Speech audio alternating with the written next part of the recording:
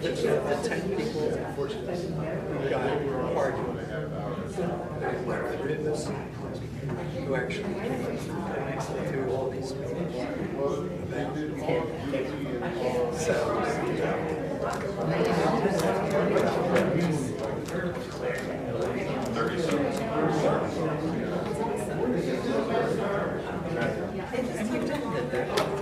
where they should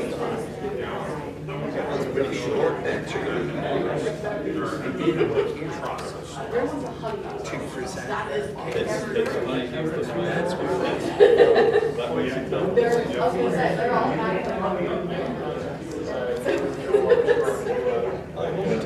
right simply because we that's why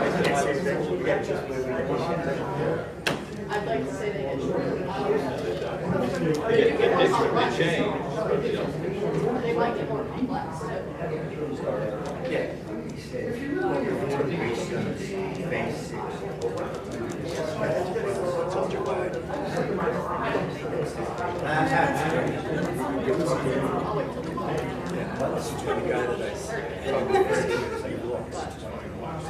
That's why I couldn't see anything as a difference there. Part of that is the code.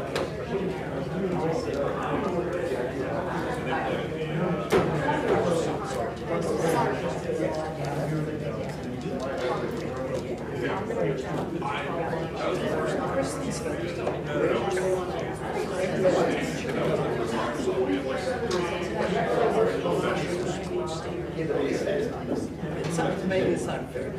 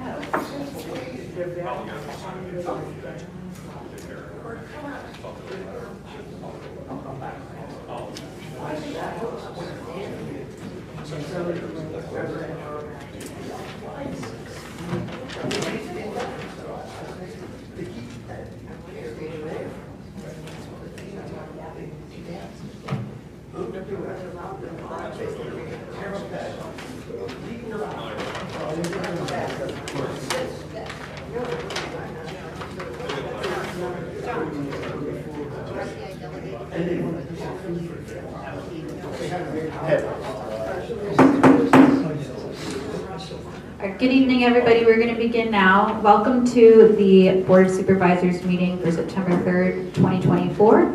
We will begin tonight's meeting with the Pledge of Allegiance. If you could please rise.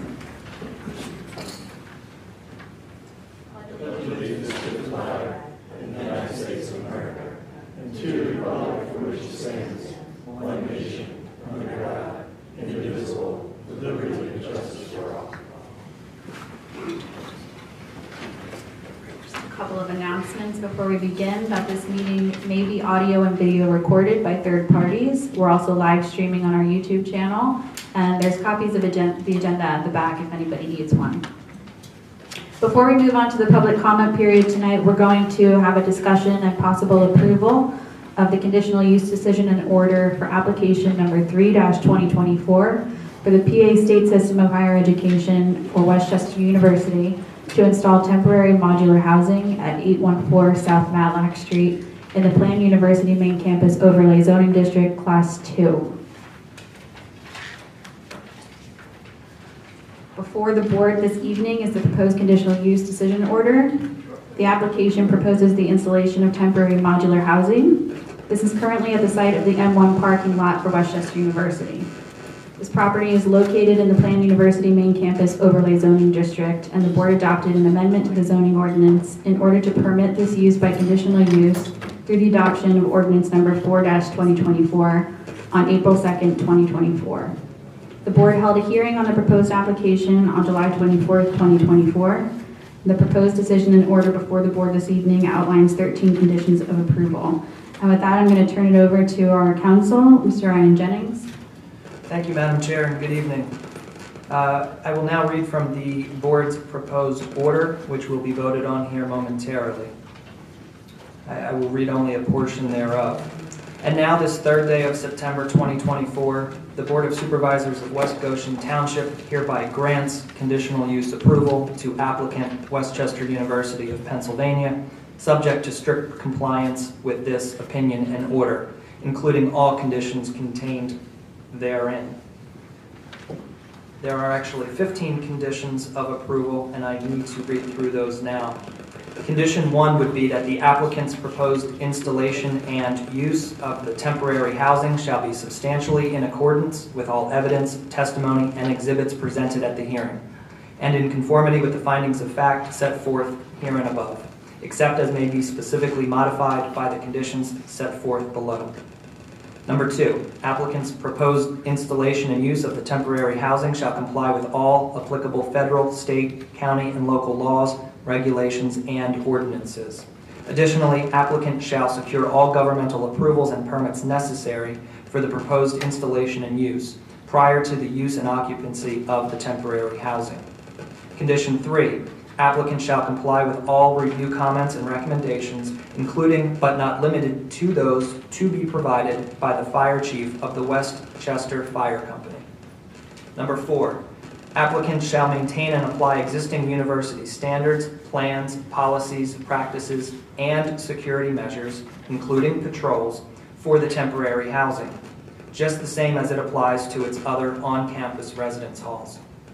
Number 5, applicant shall plant replacement trees in and around the temporary housing perimeter of the affected property area in a quantity that is at least equal to the amount of trees necessitating removal to accommodate the proposed installation and use, at present estimated to total approximately 16 trees.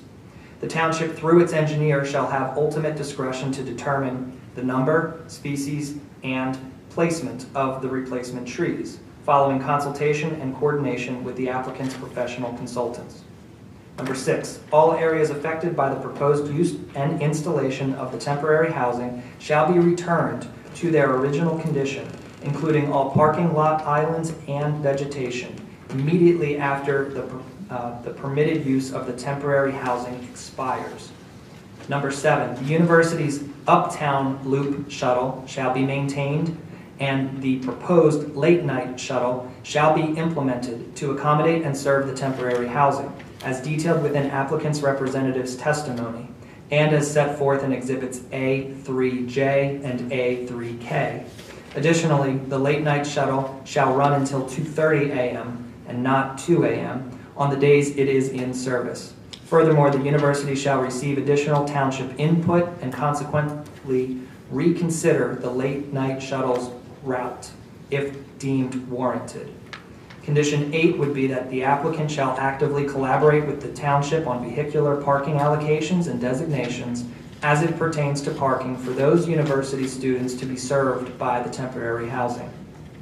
Number 9, applicant shall direct its project engineer, TPD, to conduct a crash analysis of Matlack Street and those intersections having the greatest impact on the property as a result of the proposed temporary housing. Number 10, applicant shall not be subjected to the township's formal land development process. However, applicant shall work collaboratively with the township and its professional consultants for various land development related components, including landscaping, buffering, lighting, parking, loading, stormwater management, and erosion and sedimentation control. Number 11, applicant shall demonstrate to the township's satisfaction that adequate measures have been taken to ensure pedestrian safety and circulation throughout all areas impacted by the proposed installation and use of the temporary housing. 12, Applicant shall demonstrate to the township's satisfaction that the universities, townships, and boroughs' emergency service providers can safely and effectively navigate the temporary housing to address on-site emergencies.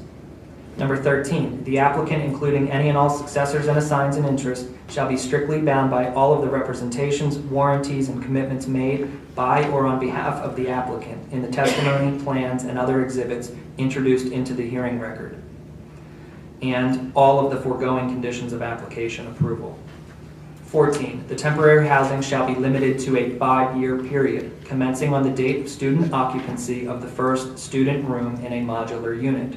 The university shall inform the township when that student occupancy first occurs. And number 15, applicant shall unconditionally accept all above conditions in writing addressed to the board within 15 days of its receipt of the opinion and order.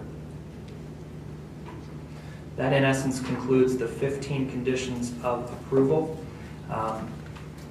As indicated at the end of the July 24th hearing, the hearing record is closed, so no additional testimony or evidence will be accepted by this Board of Supervisors. And now would be an appropriate time for any member of the board to make a motion as it pertains to the proposed order as outlined. I will make a motion to accept the proposed order as read. I'll second.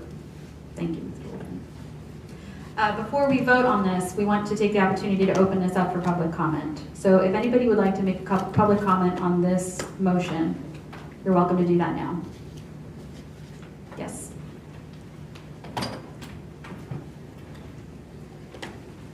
Hi, good evening.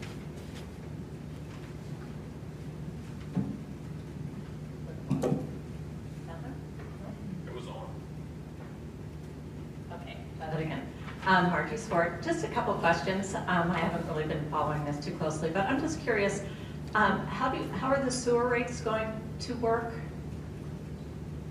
The sewer system has the capacity to handle the additional flow from this housing. So they're not charged per unit? I don't know the billing for the university. Chris, do you have any? I don't know off the top of my head, I have to look. But there is adequate sewer capacity, it's been verified by our wastewater department. Right, I understand that, I'm just curious, there's going to So we be- can answer your question, I just don't have the answer. Okay, and then the other one, what about escrow? Because escrow is going to be the topic for me tonight. So I'm just curious about any escrow that's required for the university to put up for the landscaping and public sewer, public water. There would be no escrow that would be required. Would there, Brian? No. Okay, that's all I want to know. Thank you. Okay, thank you. And just curious, why not? Because it's not going through the land development process. Okay, thank you. Any other questions on this motion? Okay, hearing none, then we'll take the vote now. All in favor, please say aye. Aye. All opposed?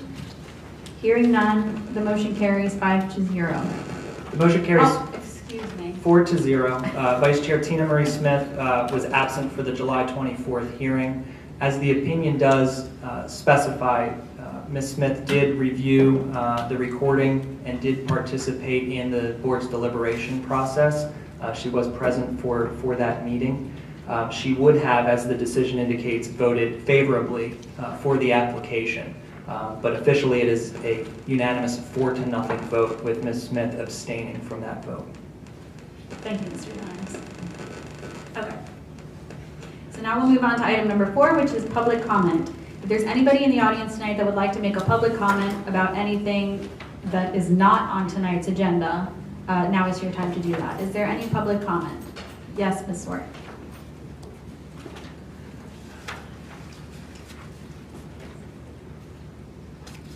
Hi, I'm going back to an email from the end of May, and it was between Brian and myself regarding, and the board was copied in on his very thorough response. I got all the information I requested, and it's regarding the remaining escrow balances for Greystone. And I just have a couple questions and concerns about that. Who is actually approving the escrow release? So when the developer requests escrow to be released, who has the final say in that decision?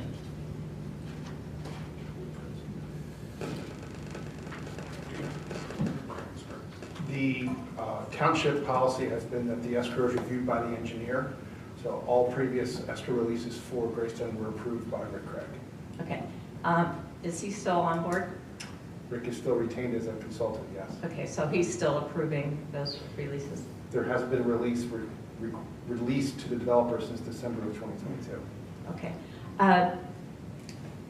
The information you provided says that the escrow balance for the dam repairs is only $10,000. And if my memory serves me correct, there are some issues with one of the dams, or one dam has to be... The two dams that are going to be maintained by that are going to be dedicated to the HOA were not subject to the initial performance bond as accepted by the township back when it was created. So the $10,000 left is the dam that will be the township's. That greatly concerns me, because it's what I have first-hand experience with, and those would be quasi-public improvements. And if the township doesn't hold any escrow for those two dams, that's my understanding, require hundreds of thousands, maybe even $1 million to get up to DEP standards. What are we going to do about that? What's the township going to do about that? Both of the dams are still under an open DEP permit for construction. DEP has not signed off on either of them. And that's my concern, Ms. Smith. The HOA doesn't have an agreement with the developer to build those dams or get those in place. That agreement is with the township. They do have the Uniform Plan Community Act, and they do have declarations that protect them. So that I don't think it's an accurate statement to say that the HOAs don't have any remedies. And there's often a transition process. I don't know if that's happened or not, but there are legal remedies for the homeowners association to the extent that the developer was required to do something per the plan approval, or in this case per various DEP permits. There are remedies for the HOA. So Mr. Craig's position was that if it was not something that was being dedicated to the township, he did not require escrow for, and that's why in this situation the dam repair was not something that was included in the performance bonds. We did have a conversation, Mr. Kulikowski and I today, that given that the DEP is still the permit holder and not satisfied, that is really the ultimate agency that they have to get approval from. So I don't think that anybody's left holding the bag, so to speak, where the developer's going to run away without fixing because they're under a DEP permit, and there's fines and citations and all that the DEP has, as a regulatory agency, would have the power to impose. Okay. Remaining escrow balance for open space is $268,000. Do you recall, or do you know, if that is for the 168 acres that's to be dedicated to the township, or is that all open space, as in open space stormwater basins and such? I'd have to verify that. I don't remember because it's been May since I looked at it. Okay. All right. So I'll make some more public comment when it's time to talk about phase 6, but I just would hope that the board sits down with either Mr. Craig or Ms. Camp and really gets an understanding of this whole escrow release and what that is all about. One other thing I do want to point out, though, is that the performance bond is something that is used as a mechanism in the event the developer does not complete whatever improvements, and it does say quasi or public improvements. So, as I said, Mr. Craig's interpretation was typically just to require the performance bonds for public improvements, things that were going to be dedicated to the township. The fact that there was no performance bond for quasi-public doesn't mean, again, the township doesn't have remedies either, because there's land development agreements in place.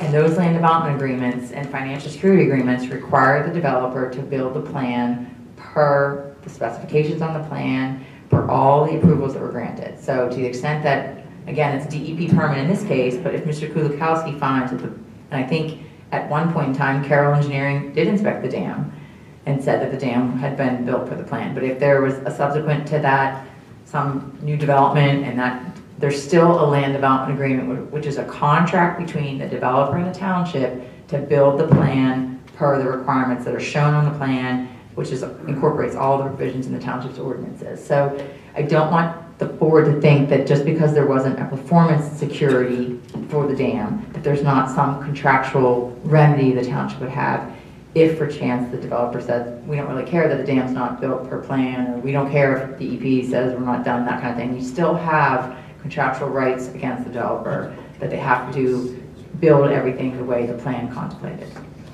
Yeah, and then just on that email that you were all included on, both escrows, the dam and the open space, are within phase 1 public improvements. And I understand you all weren't here when that was approved by the previous board, but the agreement is with the township, which is the residents of this township, and there is an agreement in place that those public improvements, phase 1, were to be finished in 18 months.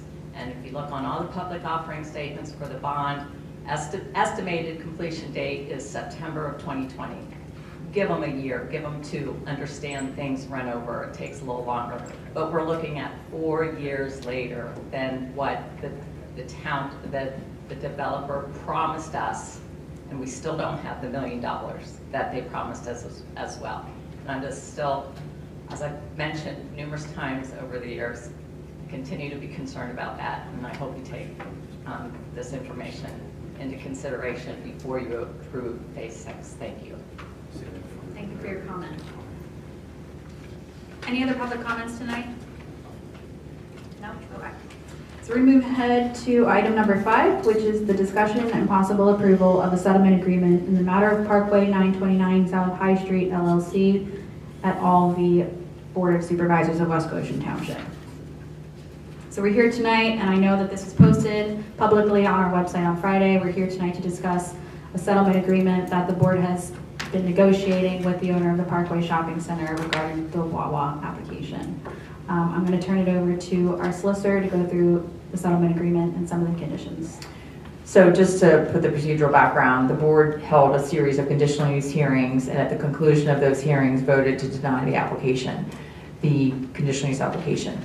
The Parkway Shopping Center owner, which is Parkway 929 SH LLC and 929 SH Realty LP, they appealed that decision to the Court of Common Pleas of Chester County.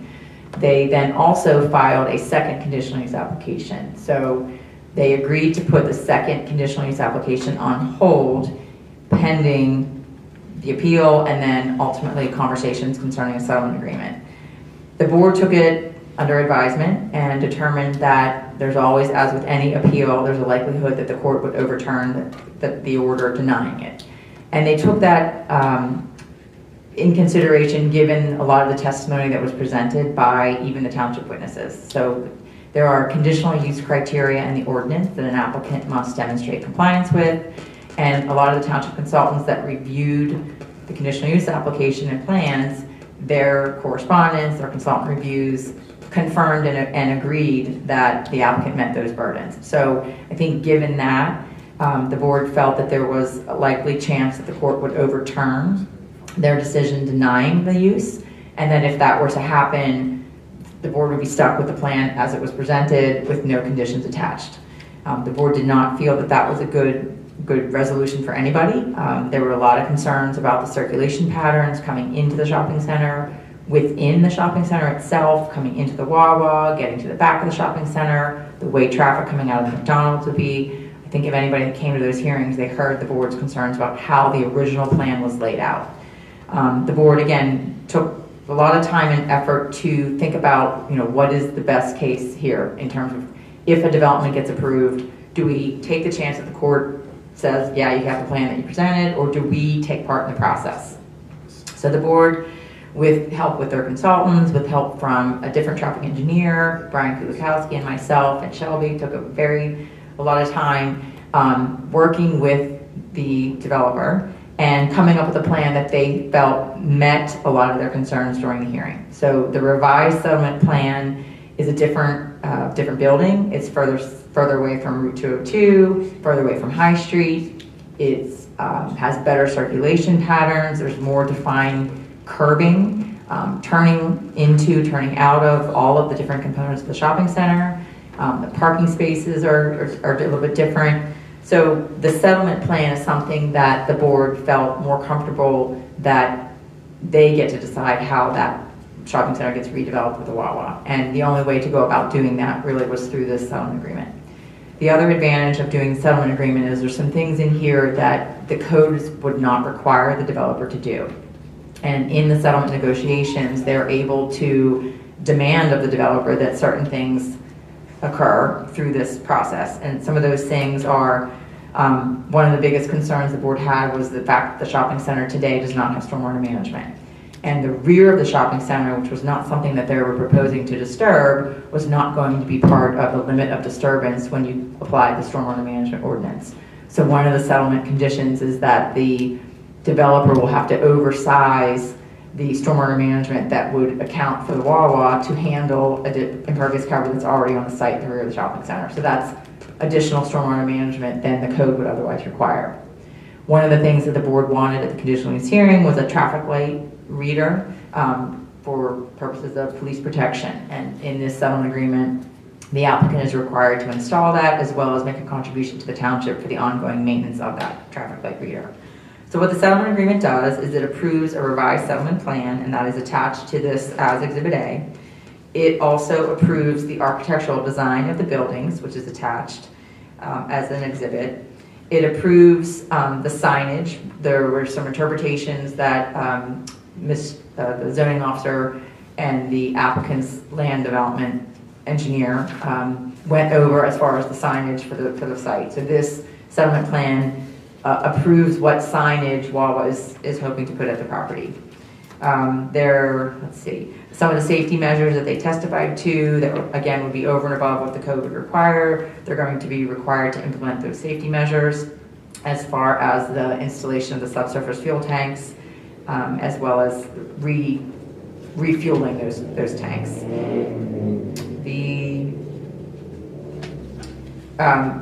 They will still have to go through, this is just for a zoning approval.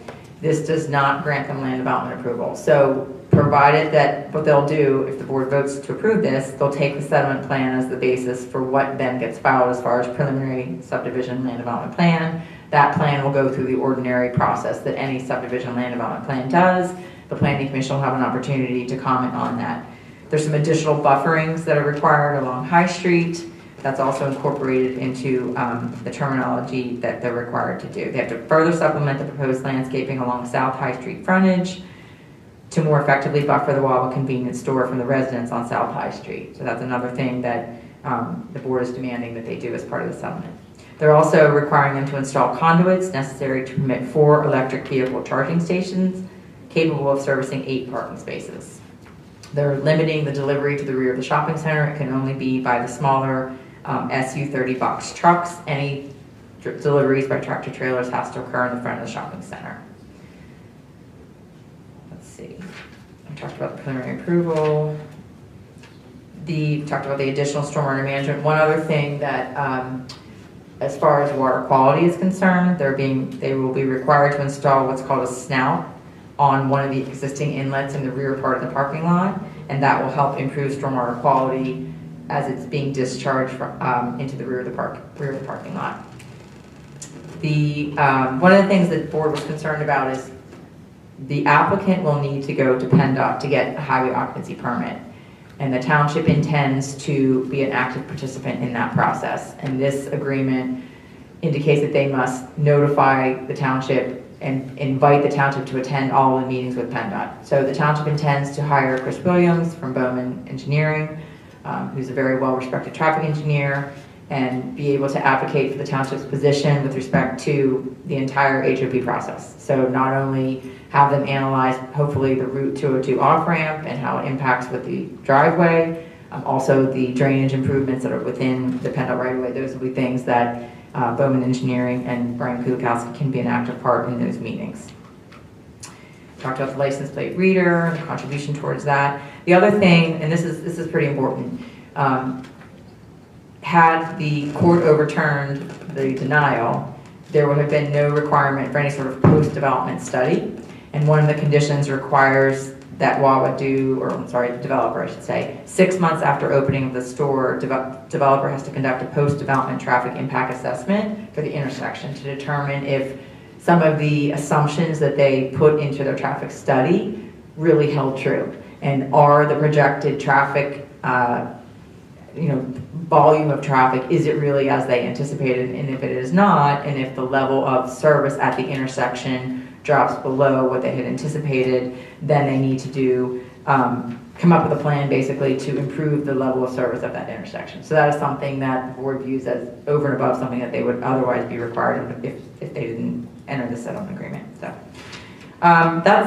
the other one is the SEPTA bus stop. So the SEPTA bus stop is further up, further north on High Street, and one of the conditions requires them to contact SEPTA to determine whether or not that bus stop will be in operation, and if it is, then they must install a sidewalk connecting to that bus stop. They must coordinate a construction traffic management plan with the township prior to obtaining land development approval so that there's a plan in place for where their construction workers are going to park, how that construction is going to be scheduled so that it doesn't, to the extent possible, it can mitigate the impacts upon the neighbors. The other stuff is just legal language basically to agree that all of the different appeals that have been filed will be withdrawn. There's boilerplate sections called, Commonwealth laws, the law, notices. The agreement can be executed in counterparts and that type of thing. So I'm happy to answer any questions, but what this does is gives them the zoning approval necessary to now file a land development plan for the settlement plan, which is attached as an exhibit to this agreement. All right, thank you very much. So we'll start with the board. Does the board have any questions or comments on this agreement?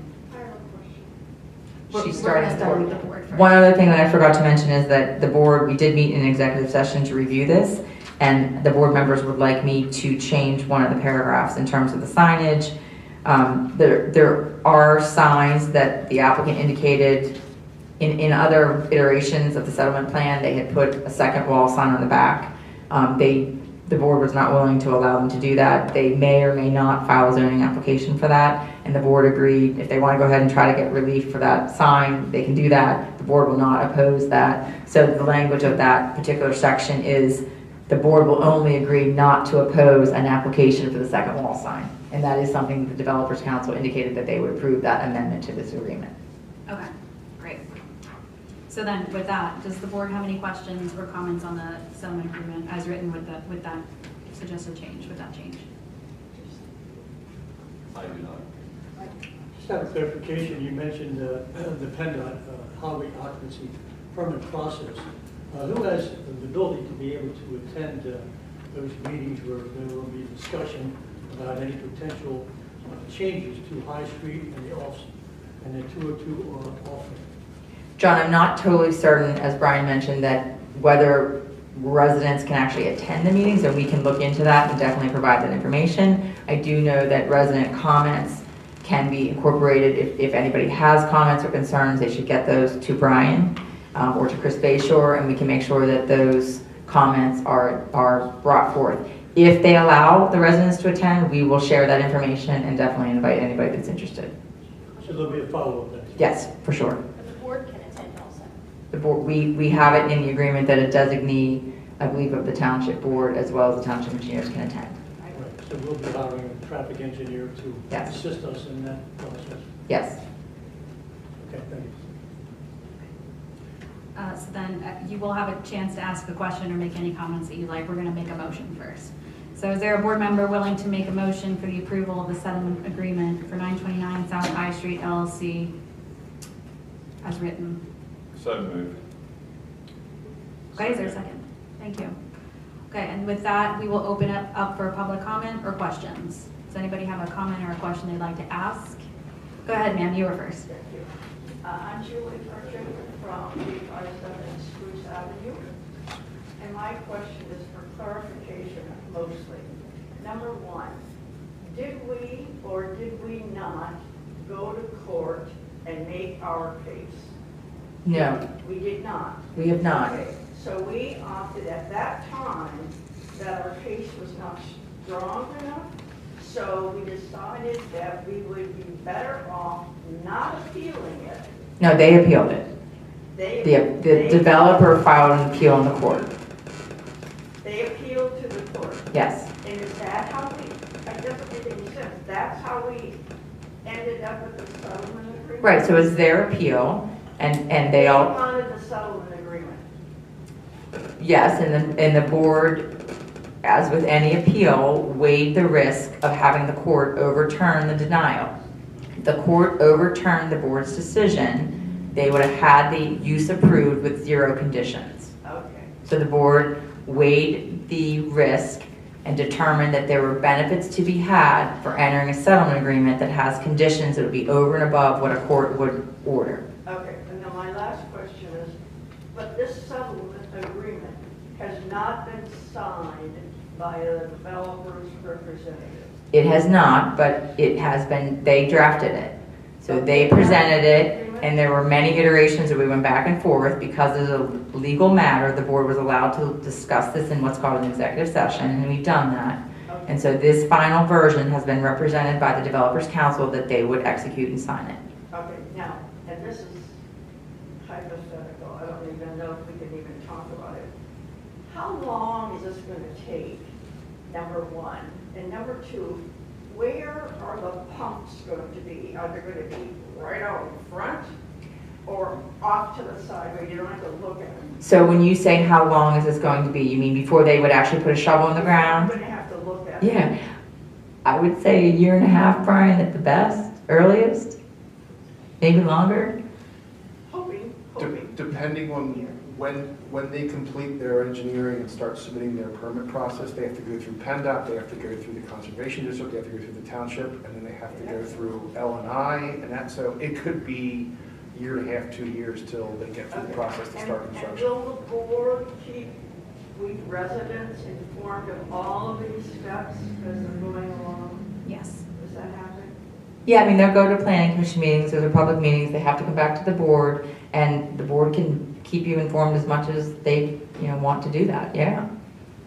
And as far as the, one of the advantages that the board felt in the settlement plan was it did shift everything further away from High Street. So where the gas pumps in the building are further set back. Our neighbors on High Street, those little houses on High Street, are not going to get up every morning and look at this big, humongous pumping station. They're still, the Still in pumping front. stations are still in the front of the store, but it's been moved back, and there's also going to be So they're buffering. closer to the store? The whole store, the whole site layout has sort of been shifted away from High Street. So the pumps are still going to be in the front of the store, it's just going to be further back from the road. And there's also going to be buffering with landscaping Are that the we're having. pumps in front of the store? Yes. They are. Oh, too bad. Wish they'd be way over. Okay, thank you for the clarification. Thank you. Thank you. I'm going to start back there. Ms. DeBenny. I guess my main question is, as I kind of stated in the email, but I know some of you weren't on the email. So I guess my biggest issue is the last correspondence we had with all of you was May 2nd. And I understand there was an appeal and I understand there was a settlement discussion. My biggest concern is if we were not privy to attending those behind closed doors meetings for the settlement, I would have appreciated just knowing that that was what was occurring. I understand that, there are meetings that we don't have permission to attend. I'm well aware of that. Where the rub is for me is that on August 18th, on a Sunday, because I've been busy for 2 months, completely gutting my basement due to a sewage issue with the township, I hadn't had a minute to reach out and realized how much time had gone by and thought this isn't a good thing. So I guess my question is, moving forward, there's not a lot of faith for me in communication. So if we weren't allowed to be part of the communication, which I understand some meetings are, I just don't understand why an email wasn't sent to the folks that we walked up and gave our information to, gave our email to, and said we would be held,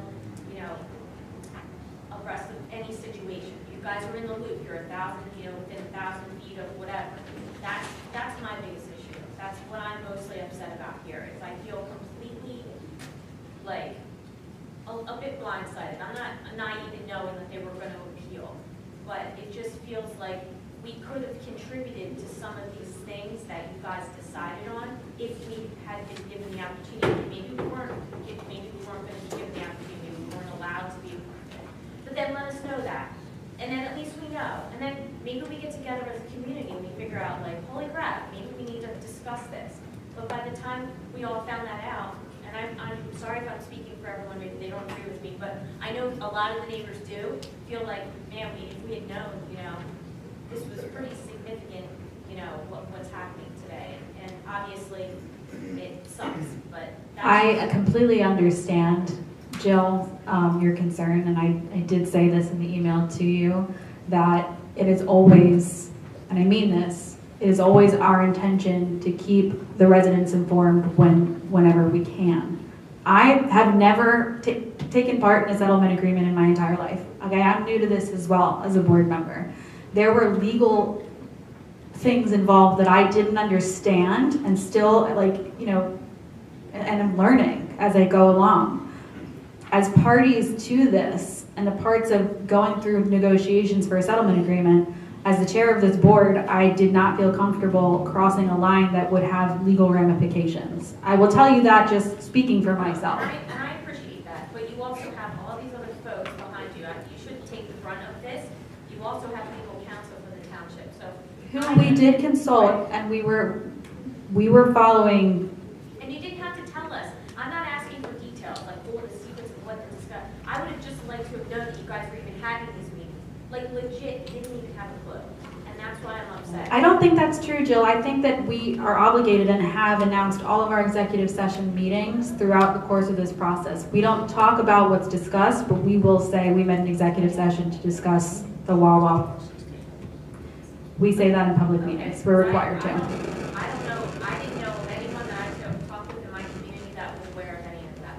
So again, that's where the email thread, like that group of us, that would have just been very kind. That would have just been very neighborly. Just that, send an email to us to let us know. Because, to have to, bird the website for any little, clue, I just thought that was the whole point of that little group of us on that email. That was my assumption of why we were asked to bring our names to the... I could be speaking out of turn and I might be wrong, so please, to our solicitor, she can correct me, but I think that the transition between it being a conditional use application and being appealed to becoming a negotiation and a settlement agreement is a different process that we were not able to necessarily tie the parties in legally, and that's the impression that we were under. Yeah, and we can't really tell you that we're looking at conditional terms either, because that would have changed everything. All we can say is we had an executive session regarding Wawa from a legal perspective. We can't say that we're under negotiations or that we're trying to create a settlement agreement from a legal perspective. So the information that was given in the minutes and also announced that we had an executive session relative to Wawa is all we could say. So just my last part of it is, at the end of the day, if there was ever a chance for us to participate, that would have been one, because if we had any opportunity to participate. If we weren't able to participate, then that's okay too. But Yeah, you were not able to participate at all from a legal obviously, perspective. I know that now, but Yes. it's just the whole thing is pretty lousy. That's all. But thank you for... I'm not disagreeing with you that sometimes the law makes it very difficult in this respect. I am not disagreeing with you. Yes, ma'am. Hi, Courtney Harwood. I won't repeat what Jill just said or what our question was earlier. I have some questions around the next steps and how, and just to be staying informed, especially when we come to noise and construction noise. I mean, we lived through the McDonald's being rebuilt and it was not fun. So when do those decisions and conversations start? And is that in the zoning hearing, like what, I'm just trying to figure out where. Yeah, so the next step, if this gets approved, then they will go through what's called land development. So that those land development plans will first go to the planning commission. That's more on, I guess lighting is something to look at, the details of stormwater management. They have to demonstrate compliance with the code to the township engineer. They'll have to go to different agencies to get their permits. So they'll have to go to the conservation district, DEP for stormwater management permits. They'll have to go to PennDOT for their highway occupancy permits. So that process, the board normally doesn't get super involved in that, but this settlement agreement gives us a seat at the table and gives us notification of when those meetings are happening, because the township wants to be a party and send their consultants to those meetings. So, but as far as, like, there's review letters that get issued, you're entitled to see copies of those review letters. When they come to a planning commission, it'll be on an agenda. You can come and voice your concerns to the planning commission. Once the planning commission is done reviewing it and gives a recommendation, then it has to actually come to the board to approve the land development plan. So that process happens all at public meetings, and I'm sure Chris can keep you informed, or Brian and Shelby keep you informed of when they're going to be coming to those meetings. And they're going to be held to today's laws? Yes, Yes. that's correct. They can't,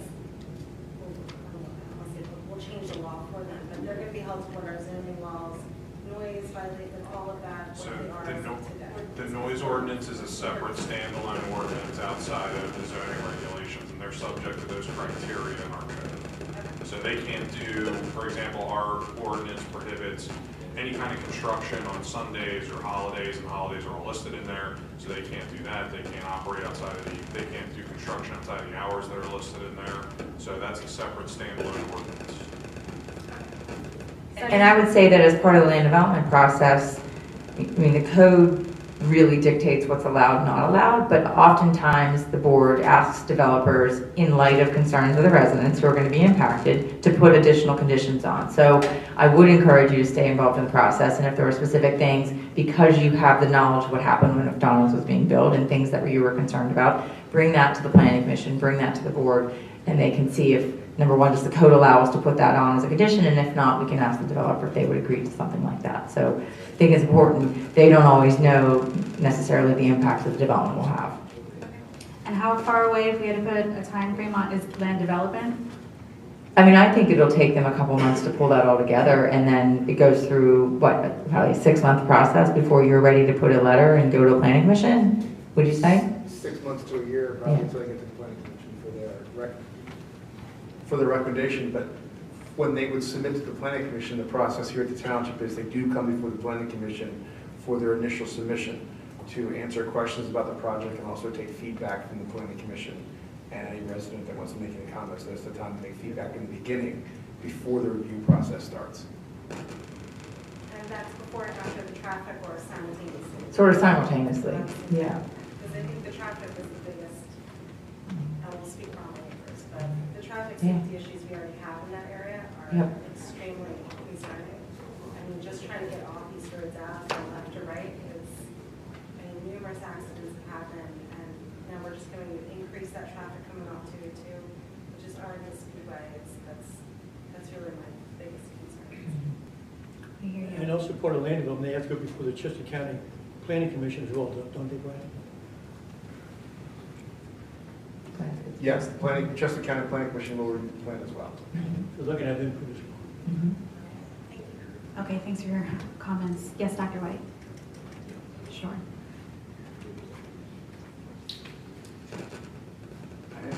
I'm Doug White, West Goshen Township. I kind of, well, not kind of, but in agreement with the board on this. We don't want to go to court. You did the best you could. No one likes change, and I don't live over there. I live next to Drocky, and Drocky got all cut down. No one liked that either, but that's when my dad got involved in 1970 and eventually became supervisor. So come to meetings and get involved, come to the planning commission, come to all these meetings. So it gets tricky with these things. Sometimes you don't want something, but it's really loud, and you have to work with it. But I think you did a good job on this. And the planning commission will get to look at this. And again, come to meetings, get involved, and change is going to happen. So just get involved so you can help guide it. That's what the supervisors do. So you can have a say in stuff. That's all. Thank you. Thanks for your comment. Yes, sir. Yeah, I just kind of piggyback what he said. You know, we did get involved, and when we first started this process, we held you guys kind of as our ears and our mouth, and taking our best interest in heart. And I thought that they were going to do whatever they wanted to swallow, right? The fact that you guys initially shut it down and denied based on, I think a lot of it was the traffic patterns that they presented. I thought they were inadequate. I thought they kind of were shady with presenting those, and the township did a good job of going and doing their own and presented those, which contradicted what Wawa had provided, as public record. And the fact that you guys shut it down, I thought was awesome, and I thought you had our best interest at heart. The fact that you made a 100 turnaround on this disappoints me. That you wouldn't even fight for it. I think that, the traffic that's going to come in and out of there, whether they put curbs in or they put bushes up, they have 16 pumps going in there. The building's going to be smaller. The traffic that's coming in and out of there is not. The building's going to be bigger. Okay, so we've completely, why not fight for it then? Why not fight for it then? So it's going to be, the amount of impact it's going to have on us, whether we win or lose, is the same. So we didn't even fight for it. that's actually not true, and that brings me to sort of my response to you, which is this. It's been mentioned that there was a risk that we would lose. I would actually argue that there was a substantial certainty, almost certainty, that we were going to lose this. They're getting it anyway, so. Why is that? Because the law allows them, essentially, they meet all of their requirements. And to correct a little bit of what you said about the traffic, Requirements. our traffic engineer, our witness, actually testified during the conditional use hearing that it was adequate. It met the conditional use standards for traffic. So That was when- in the traffic engineers. When that goes before a judge, okay, and the judge is sitting there looking at this case and seeing there's really no basis for denial, that's why I'm saying there is a substantial certainty. And what would have happened if we had fought for it is that they would have won. And I'm telling you this because I know it. We've talked about this at length. They would have won, and they would have said, we're not going to move the store back. We're not going to put in stormwater improvements. We're not going to do X, Y, Z. We're not going to, revisit the circulation and the traffic circulation within the shopping center. And we would have essentially been left with absolutely nothing. And it would have been way worse for you guys. Is there any Well, I'm just going to finish this. And we now have a seat at the people table. in this community that are literally looking to move. Yes. Because of the decisions that you guys have made. People that have been there for 20-some years. Sad. So, I mean, I hope that. Sir, I would argue that it's the decision that the Parkway Shopping Center owner has made. Yeah. Yes. Okay? It's not a decision that we have made. All right? These are not laws that we have any say over. We were held to, we were essentially forced into this, and we did what was best for you. 100%. And to champion what the doctor said, the only way that we can have a bigger voice is to fill those seats. Absolutely. We encourage you to come. We wanted you here. We heard you. We did what we could. And that's what I want to piggyback off with you now, Chris, is do we have any say moving forward on anything, or do we just come and we're going to listen to? Because I read all this and it sounds like we're just. As our solicitor said, this is not a finished process. There's a lot of steps before us, including land development, which, yes, you will have input into what happens in land development. And we also are going to be represented at these meetings with PennDOT, which I think is huge, and something that we negotiated and talked about. So it's. But even though there's all these steps, right, and all these things that have to be decided and all these things that have to be voted on, there's no way that it's not happening, correct? No, I wouldn't say that. No, that's, yeah, right. I wouldn't No, say yeah, that. I just want to be educated as best I can. That's why, I don't know. This is my first horrible experience with, something near my home. So I just want to know, is The board doesn't know that. All the board can do is evaluate what's in front of them based on the laws that are on the books. So the board has no control over whether they're able to get outside agency permits, whether they continue to go through the land development process. They haven't done soil investigations to know whether they can meet the stormwater code. So right now, it's concerning, right? Because there's a lot of money behind Wawa, and you Wawa's not paying for this. This is the owner of the shopping center is the applicant and the developer. Wawa is not paying for this. Wawa's paying. Wawa Let's is be not, real. I am being real. You know, Wawa is Wawa's not involved paying for this. This is a developer. Wawa does not pay for their developments anymore. They pay a lease payment once it's approved and built. So it is the owner of the shopping center that's trying to do what the ordinance allowed at the time that they filed the application, which was a convenience store in the C1 district, in a commercial district. That's what the ordinance is permitted.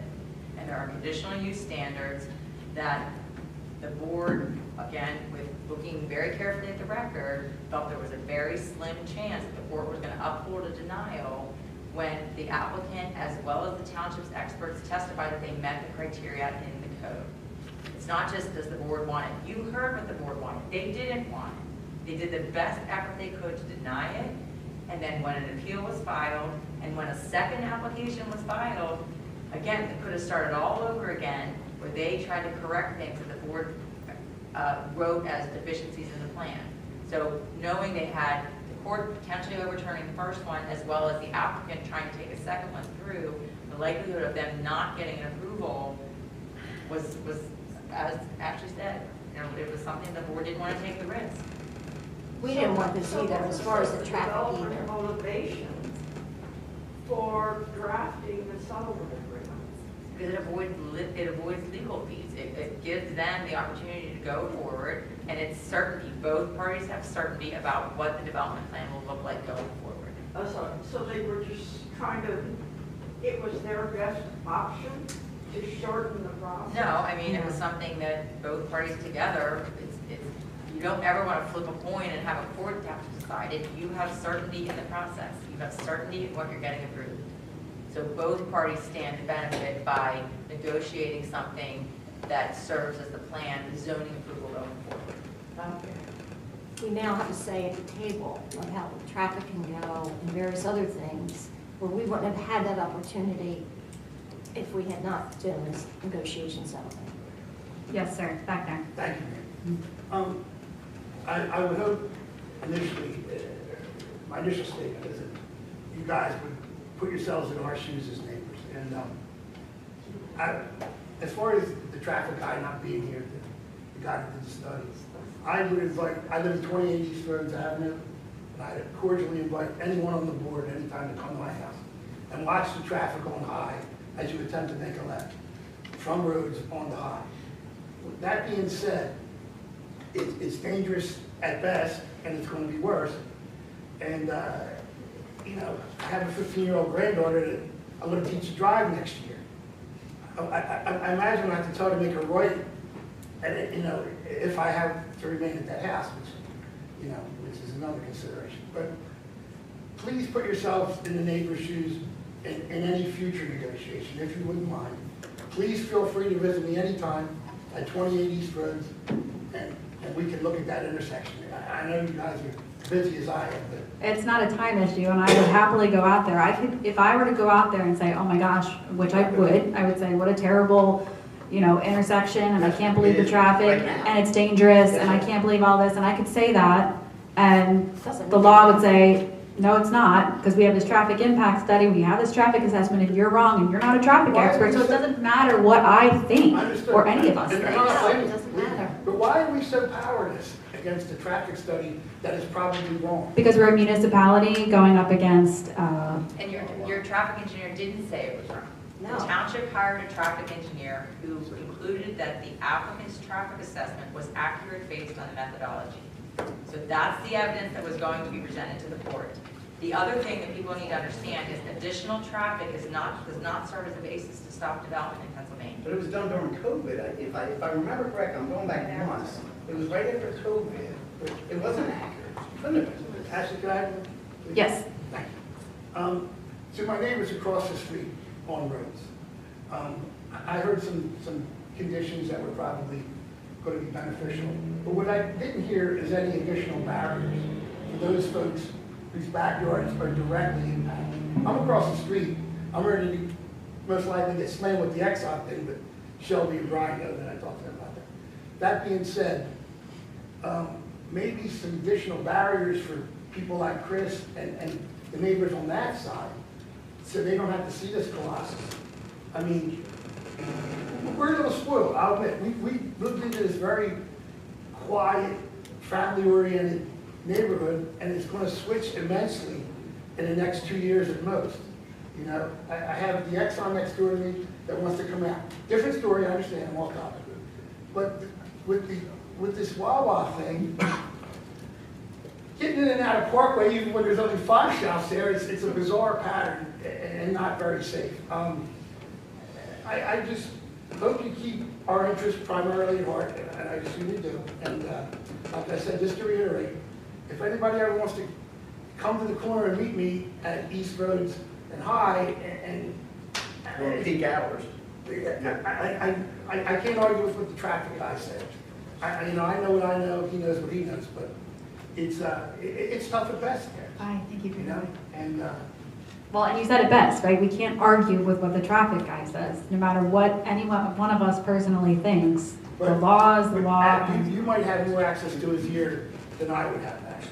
It's not access, it's not me convincing him of something. It's not None anybody of convincing us. him. None of us. Collectively. None of No, us. he does his assessment. He's an Independent, engineer. and we are not. Do we have no recourse? Is Pielli, who do we speak? Nobody. We just take it and. Well, look, One suggestion is to write correspondence to Brian or Chris and have them submitted to PennDOT, because there are going to be PennDOT hearings. We are going to be a part of it. And I'm not trying to act like I'm your enemy. I believe I have a lovely little home there that I have my granddaughter in Ruston. I can't even get close to replacement value to keep her in Ruston. I just like to keep the neighborhood the way. I know things change, it's inevitable, but if we have to have change, we have to have optimal change for everybody concerned. I just want to reinforce the point that was made about providing correspondence to the township about the traffic issues on South High Street and your concerns about the off-ramp on 202, general traffic flow along High Street and in and out of the property. Because the meeting with PennDOT in their original letter looking at this mentioned specific issues related to the off-ramp and needing a closer look in terms of the HOP permit process. So information, resident writing to the township, providing that will reinforce what our traffic engineer that we will employ to go to these meetings, as well as the board representation and Brian's opportunity to get in front of PennDOT and express these concerns and influence them in that meeting to say, are improvements necessary for this? And have PennDOT answer why or why not. Because if they are needed, in PennDOT's view, that will be a substantial cost, which might be a problem for the developer to pay it. So there is still ways to continue to influence this process, but you have to participate as well. And that doesn't mean going away tonight saying it's a done deal. It means taking the time to write about issues that we may or may not know about from a traffic perspective that you experience. And that can help persuade a review process with PennDOT. It might. Sean, just see. hold on, I'm sorry, Jill, there was a question No, here. I'm sorry, that's fine. Bob Stratton, Spruce Avenue. In the agreement, the buffer zone, as I read it,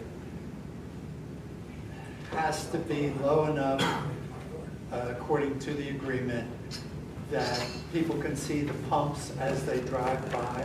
So Wawa has control of the height of that buffer zone. No, it's a mid to low level planting or But mid it to low does level, say, while still permitting adequate street visibility of the store, final detailed landscaping determined during the development based upon mutual agreement.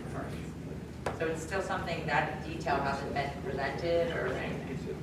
So the types of planting. but they're clear that they're not, that they don't want a 10-foot Well, they don't want evergreens. arborvitae to be as tall as Correct. the store is, but they do want it to be built upon a barn, so. Which probably would be about 3 feet. Those details are something that you have the right to come and be part of. And I'm also concerned that, if I read it correctly, that the supervisors can't complain about anything, make a position on anything as it goes forward. No. You're reading that wrong. In that That's agreement? specific to signage. No. And that's if they were to file an application for additional signage over and above what the sign plan shows. That's the only part that. And that's noted in the. That you wouldn't. Then that means that they would be going to the zoning hearing board, and the zoning hearing board is a separate body from this body, and they make the decision there. And all it says regarding signage is that we're not going to oppose it, we're not going to support it, but we're not going to oppose it. And that's only specific to the request for one more wall sign on the back of the store. So that position of not taking it. It's just that one. Just that Just one that wall one sign on the condition. back. And that's the only So condition. 6 signs are not enough at this point? That's ridiculous. That's to be. Well, most of the Wawas in town have a canopy sign, banner signs, wall signs, freestanding signs. So the board looked at it as what do the Wawas in town, all the other ones have those. Ed Mayor, 3 Yorktown Avenue. Sorry I'm late, because I was my blood pressure was up because I was thinking about what I wanted to say. I'll keep it simple. I just want to thank you guys for trying to delay it. I heard what Ashley just said about I've never been in one of these meetings, and I do understand you're living and learning as things go on. And it's difficult.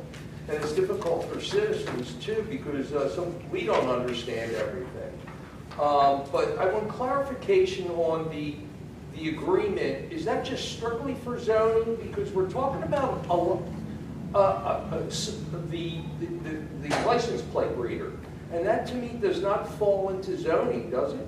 Well, that is something that would, had the board approved the conditional use, they could have tried to impose as a condition. So again, yes, those types of things they could have asked for as part of an approval. And that was something that the board felt that because they're going in a settled negotiation, things can be asked for sort of over and above what the code would have required. So those things that we can ask for, and I say we, West Goshen, can be over and above anything related to the zoning part of it. Is that correct? Well, I mean, I don't necessarily think that the traffic light reader is something that's over and above zoning. It has to do with the use. Well, I see it as being out on High Street. That's what I see. Their application fronts on High Street. So Right, but the physical demarcation point, I see that being out on High Street. So they're as part of their application, they're going to have to modify the traffic lights. Okay. So as part of the HOP process, that machinery or equipment can be part of that process. Okay. Well, I'll say this once and don't take offense, but sometimes law gets in the way of common sense.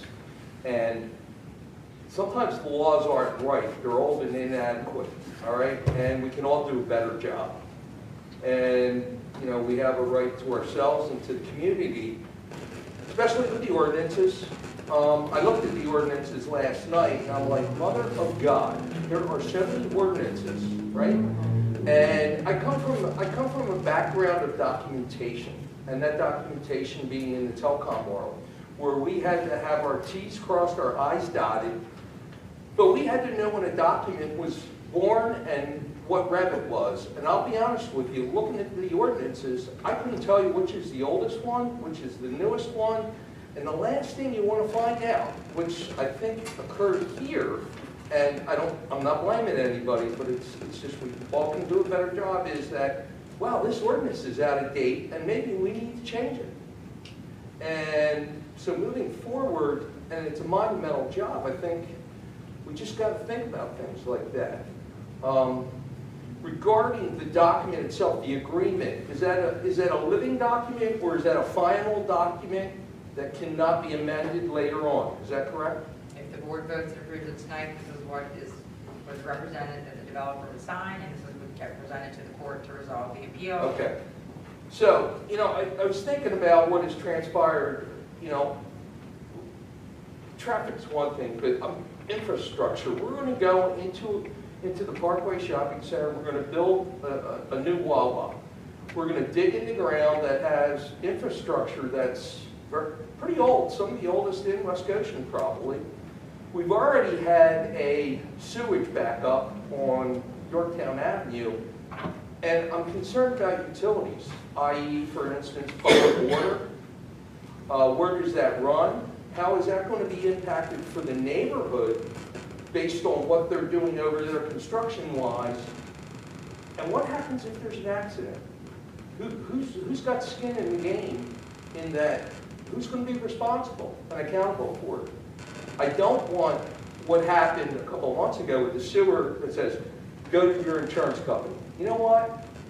That's easy. That's too easy. Somebody needs to have skin in the game. So the developer, who, if he was here, I'd probably say something to him, needs skin in the game, and it needs to be at a high level on this agreement, I think, that if something goes wrong over there and citizens are affected in some sort of way, that they have to take care of it. Yeah, so what kind of protections are? That's a land development issue. That's the township does not have the authority to require the developer. I'm not sure what you mean by skin in the game. Well, the laws protect you, sir. The laws, if the developer hires a contractor, and the contractor performs something negligently, causes damage to your property, you have a remedy. The board doesn't have standing to get involved in that process. Can I finish, please? Well, sir, you asked a question. I'm trying to answer it. Please. All right? Because now I'm getting irate. And the thing is, I don't want all of a sudden to find out that there's a leak, water's contaminated, and we find out like way too late. And don't say it can't happen, okay? Anything can happen. And people make mistakes. We all make mistakes. Contractors make mistakes. But there's got to be some level of communications, you know, of something like that. And not, you know, find out as it's happening. You know? Because if this was a shopping center that's in the middle of nowhere with no residential areas close by within 400 feet, 300 feet, it might be a moot point.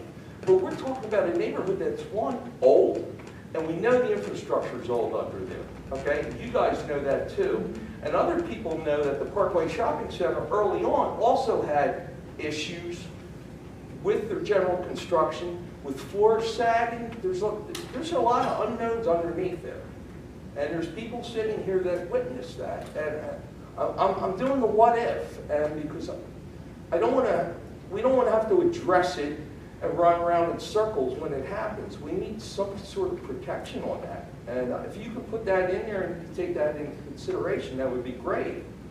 And I'm sure I could think of some other things. But, you know, you have to sign it, I guess. And I didn't get it till Friday, and it was Labor Day weekend. And, you know, that's it. And that was imposed upon the board by the developer. That was not a time frame. I requested additional time because of the holiday weekend, and we were denied. So you could file an extension, couldn't you? No, we did file an extension. Oh, you did? It had to be Okay. agreed upon by the developer, and they only agreed to give it to us this Friday, which I said, the meeting is after Labor Day holiday. Will you agree to the second meeting in September? And they said no. And it was for that reason that we knew that. Who said no to the developer? The developer. That's more of a reason I'd like to say something to him. I mean, that's how much he really cares about the community and what the people think. Yeah, no, I know. And that's evident. That is evident. And I'll finish it with this. That shopping center, I've been here a long time, was bustling. Okay, when the Chickarones owned it, that's where Kelly's Sporting Goods started, that's where Jake Sherman's son was. I can name a whole gamut. And as soon as that man took over that place, it went into the ground. Whether he raised rents, which was rumor, or whatever, but there was no accountability. He was a slumlord, is what he is. And, you know, it is what it is. I mean, but... I understand what you're saying, and especially on the heels, I understand what you're saying, especially on the heels of the issue that you guys have with the sewer, which is a completely separate issue from what we're talking about tonight. I understand where you're coming from, and I think going to what Jill was saying before about communication, and I tried to explain why there was that gap with us leading to this, but moving forward, now the settlement agreement is like finished, there needs to be, and I've been talking with you, I'm happy to keep talking with you. You're only following the law, I understand Right, that. but to keep us informed of what's going on too. You know, we're always going to be in communication with you. And if you have a concern, absolutely bring it to us for, you know, immediately. And we'll work with you through it, so. No, I know you guys will, and, you know, John and I talked today about the traffic, and I've got an idea, and him and I will talk a little more. Perfect. You know, it's just, we've got to work together. Yeah. We can't work against each other. Mm-mm. And yeah, we're just not to working remember, we against can you. all, it's good to ask questions, and it's good to is this right, you know? So I nothing's don't dis- perfect. I so- know, I don't disagree with you at all. Thank you for your comments. Yeah, thank you. Last opportunity. Yes, Ms. Ford.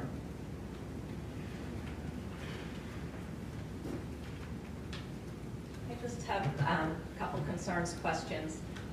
When I looked at the attached documents on the agenda, there's a plan, a settlement agreement plan for Wawa on the actual plans. So why is this even going to the Planning Commission and Chester County Planning Commission? That plan is, they're gonna have to turn that into a land development plan. That's the zoning plan that serves as like a conditional use plan that they would have presented to the hearing. So it's the zoning plan. They'll take that in the terms of the settlement agreement and file a subdivision and land development application. That application is what gets sent to the Planning Commission, Chester County Planning Commission, and outside agencies. But that's, I'm still confused by that. So we're at the because zoning stage. Conditional use gives them zoning approval. So this agreement gives them zoning approval. And it has a plan attached, just like a conditional use decision would reference a plan that was presented as part of the exhibits of the hearing. Okay, so they can't come back and just say, no, we already agreed with the township, here's the plan. This is It's marked. this is the layout for zoning approval. They have to take that plan now and get preliminary and final subdivision and land development approval. That is not a fully engineered plan based on all the codes of the township. So if the planning commission does not recommend the 30-foot tall sign? There are certain things that cannot be changed, and the agreement speaks to that. The signage is staying. The layout in terms of the driveways and where generally the buildings are going to go is set in on this plan. But there's other requirements, there's lighting requirements, stormwater management requirements of the code that the planning commission can weigh in on. Landscape. Buffer requirements, that kind of thing. On this page with the plan that says this is the agreed upon plan, it says requested variances, and one of the variances requested is to allow convenience store building to be 6,049 feet, where a maximum of 5,500 square feet is required. Is the board agreeing because it's on the There plan? are 3 deviations from the zoning ordinance, because again, this is zoning. And the reason why they're doing that is they were concerned about the circulation patterns in the front and the back of the store. The original conditional use did not have a door in the back. The board, a lot of the parking was in the back of the store. They wanted to encourage people to park in the back and then not have to walk around, which they felt was a dangerous circulation pattern. Wawa came back and said the only prototype that allows a door in the rear is to go to a larger size store. Okay, and then also another requested variance that's part of this agreement is allow front yard setback from Route 202 of 10 feet. That's for a dumpster. For the hearing board already granted an approval for that. The dumpster is being carried over. The location of the dumpster, and that's facing 202, not High Street. Okay, and with all due respect, it sounds like you've done a wonderful job advocating, negotiating on the township's behalf, I guess. But what I'm concerned about, when I was just trying to go back and figure out dates and times and all this, and I just did a little Google search of Wawa, Buckley Bryan, your law firm represents Wawa. Wawa is not an applicant in this application, Ms. Ford. This is a development agreement with the Hardwood Shopping. When does it become? It's not, Wawa is not the applicant, and Wawa will not be the applicant. It's not their It land. is a shopping center. Yeah, they're leasing it. But it is true that your firm represents Wawa. I right now am not representing, no, we represent developers, I do not personally, we represent developers who present development plans for Wawa. If this was Wawa as the applicant, just like Mr. Jennings stood here, because I represented the borough, right? I represented, I had a conflict, and I got out. This is not an application where Wawa is the applicant. All right. And I think the board saw No, what I've done on behalf of the board to try to Usually I negotiate. let these kinds of things just go, okay? But I actually do feel like I need to defend ourselves a little bit. What you're saying is absolutely sending the wrong message to a lot of people, Margie. Okay, it's implying that somehow there's something nefarious going on, something secret, somehow, you know, our solicitor's firm is benefiting from this deal, or we are, or somebody's being paid. And I'm telling you,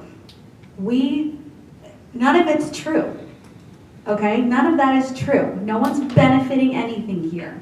I'm not implying that. I'm just saying there's conflicts of interest. Obviously, the person. There is no conflict of interest here, Margie. Proceed. I'm asking. I I- said I had a question, I had a concern, and I just wanted it to be addressed. I mean. And I appreciate that. I think it's the recurrence of your concerns which is what is making me speak up about it now. And I don't want false information to be spread. Like it's funny that we directed our solicitor to take specific points into this negotiated agreement. We are the ones, the board members, asked for things. So there is no conflict of interest, and I think it's ridiculous to suggest there is. Just comes up when you Google it, so thank you. Google anything. Real quick. Yes. Regarding the 6-month follow-up after the opening of Walla and checking the numbers, who's going to be doing that? I mean, I think John. The traffic? Yeah, regarding the traffic, to look at the data based on what they presented, right? Mm-hmm. And then to do a follow-up, I guess, regarding the grading of the intersection, that it shouldn't go below a D or something like that, or The grading being the operation, Yeah. right. Yeah. So that's something that their traffic engineer will present, a traffic study that the township's traffic engineer will review and analyze and determine whether they agree with their evaluations and counts and methodologies. Are we So talking? ultimately it's the township engineer will determine whether those intersection improvements have to be done. And then obviously PennDOT has to approve as well. The township traffic engineer? Yeah, township traffic. Yeah, now, are we comfortable with their engineer doing that? Or is he gonna have to swear himself in with the numbers or anything like that? No, I mean, his license and seal is on a report that he Okay, presents. And yeah, then, was it professional? yeah, and then the township's civil engineer for traffic will, has the understands the methodology and oftentimes criticizes the analysis and questions it back and forth. So that's the process. Yeah, because I was thinking maybe you want somebody else to do it, but I didn't understand that part, the seal and all that, and the professionalism.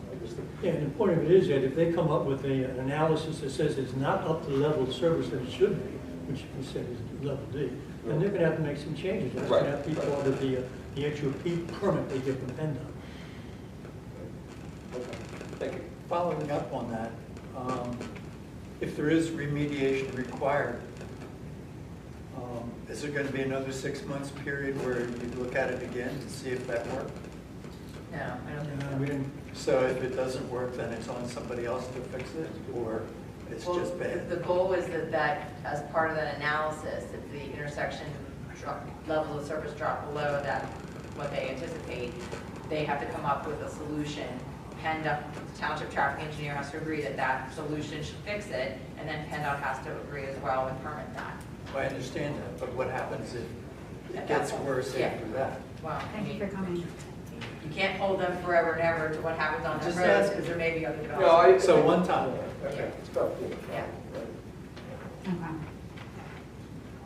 All right, so now we are going to vote on the approval of the settlement agreement. Actually, there's one more question, I'm sorry. Oh, I'm sorry. I know this doesn't help the residents across the street, but the stormwater agreement, does this solve the problem we have there with all the water and all the asphalt and all that we're ending up down at the bottom? Well, I don't want to speak for Brian, but today there's nothing, right? Absolutely nothing there in terms of stormwater management. So our current standards require that they have to meet the best management practice for the area of disturbance, and this agreement extends that. So they actually have to look at the whole impervious surface and see what can be infiltrated as long as it's reasonable. And our goal is to try to have an infiltration stormwater management practice that effectively raises the whole shopping area to the current standard. So the answer to your question is it will be a hell of a lot better than the nothing that exists today. And it could meet, the whole area could meet our current standard if we're able to infiltrate it appropriately. Also part of the settlement is we got them to have a larger infiltration bin than they would have had to otherwise. I mean, unfortunately, it doesn't help folks across the street. That's the worst part, but it might help the neighborhood behind the shopping center. Yeah, absolutely. There is the work that's needed on High Street will have to, Brian, you can maybe speak to this a bit better than me. The actual area of the intersection itself is going to have to meet stormwater management standards as well. So I don't know what flow is over to that side versus the other way, but there should be some improvement on High Street as well. PennDOT controls how the stormwater, not only part of the HOP review of the stormwater in the intersection. The agreement provides that any stormwater installed in the intersection will have to be maintained by the developer. And how long do you think it's going to take for PennDOT to kind of just percolate through town? Your guess is as good as theirs. Huh? Your guess is as good as theirs, every knows. Yeah. The project cannot be finally approved and recorded for construction without PennDOT's approval. So if PennDOT doesn't sign off on it, they can't move forward. And I think that's really our caveat here is that we have to really be vigilant about, this is what we want, this is what doesn't work now. That's, I think we've made that. And I agree, I don't know if you had much of a choice to do the best you could with the cards that were drawn. So I have to do it for the best that we can. Thank you. Thanks for your comment. Okay. All in favor of approving the settlement agreement as written, please say aye. Aye. Aye, with the modification that Ms. Camp read earlier. Yeah. Sure. With the change. All opposed? Hearing none, the motion carries 5-0. Thank you to the neighbors that came out for your involvement. I hope you stay involved. We'd like to hear from you moving forward. All right. Moving on to item number 6, which is the discussion and possible approval of a final subdivision plan for the Woodlands at Greystone Phase 6 for RLD Greystone LLC, consisting of 61 residential units. I will turn this over to Mr. Kolakowski. We have some representatives here tonight. Yes, the developer and their legal counsel are here tonight. Before you tonight is Phase 6 of the Greystone development. This is the last phase of development. As it's been done through the previous 5 phases. This phase was initially approved under the overall subdivision approval. Tonight they're in front of you here for approval of Phase 6. Phase 6 is for 61 proposed lots. There is lots in both the age-restricted and the single-family small executive homes. They're shown, they're the areas that are not shaded on the plan up here. The plan has been reviewed by Carroll Engineering. Carroll, and they've addressed all of Carroll's comments. I had a few minor comments as well, and they've addressed mine. This went before the Planning Commission at their August meeting, and we voted on for approval. So tonight, this is in front of you for approval. All right, thank you very much. Who wants to kick it off? Does anybody have any questions for the developer who's here? For Brian? Any comments? I had one, Brian. Brian, I just wanted to make sure, based on the July 12, 2024 letter from Carroll Engineering, that item number 3, there's 5 comments under that were taken care of. Revenue number 3. I'm getting to the letter.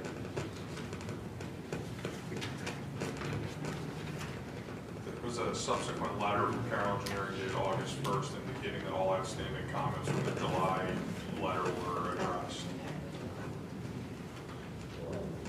Thank you. That's good. That's the August 1st letter has it. Thank you. Yes. All right.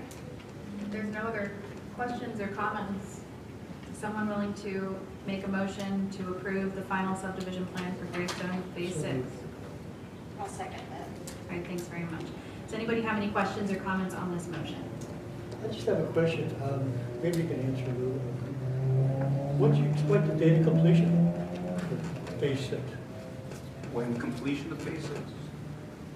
Homes being built? Yeah. Probably another 18 months. 18 months? That's my guess. All right. Thank you. Okay. Yes, Dr. White. I have a real quick question. Great. I was just wondering, up here, right at the edge here, there's like a tree line. Is that going to remain? Like, here's part of Phase 6 here. Here's the Sharkless Lake. and here's Gershwin. Right, right. Up here, there's like a line of trees up on a hill. Will that remain? If it's there, we've cleared everything we're going to clear. We're not clearing anymore. It is? Oh, okay. Yeah, We're done clearing. there's still a line of trees, so that'll stay? That'll stay. Okay, thank you. Good answer, Ray. Right. Ms. Ward, do you have a question? Yeah. Okay. I don't know that they're all going to be related to Phase 6, but since we have the developers here and our township engineer gives us an update, but they're usually gone by then. When are we going to get the trails in the park that was promised in September of 2020? We're working on punch list stuff the last 6 months with the township engineers, so we're working our way through final cleaning out of what has to be done to the buildings. Are we still on schedule to get the $1 million, or is it less than $1 million, or? When the township decides they'll take the park, that's when the $1 million is for, it goes with the dedication. I asked that the township not release the final escrow until you get the $1 million. It's a transfer at the same time.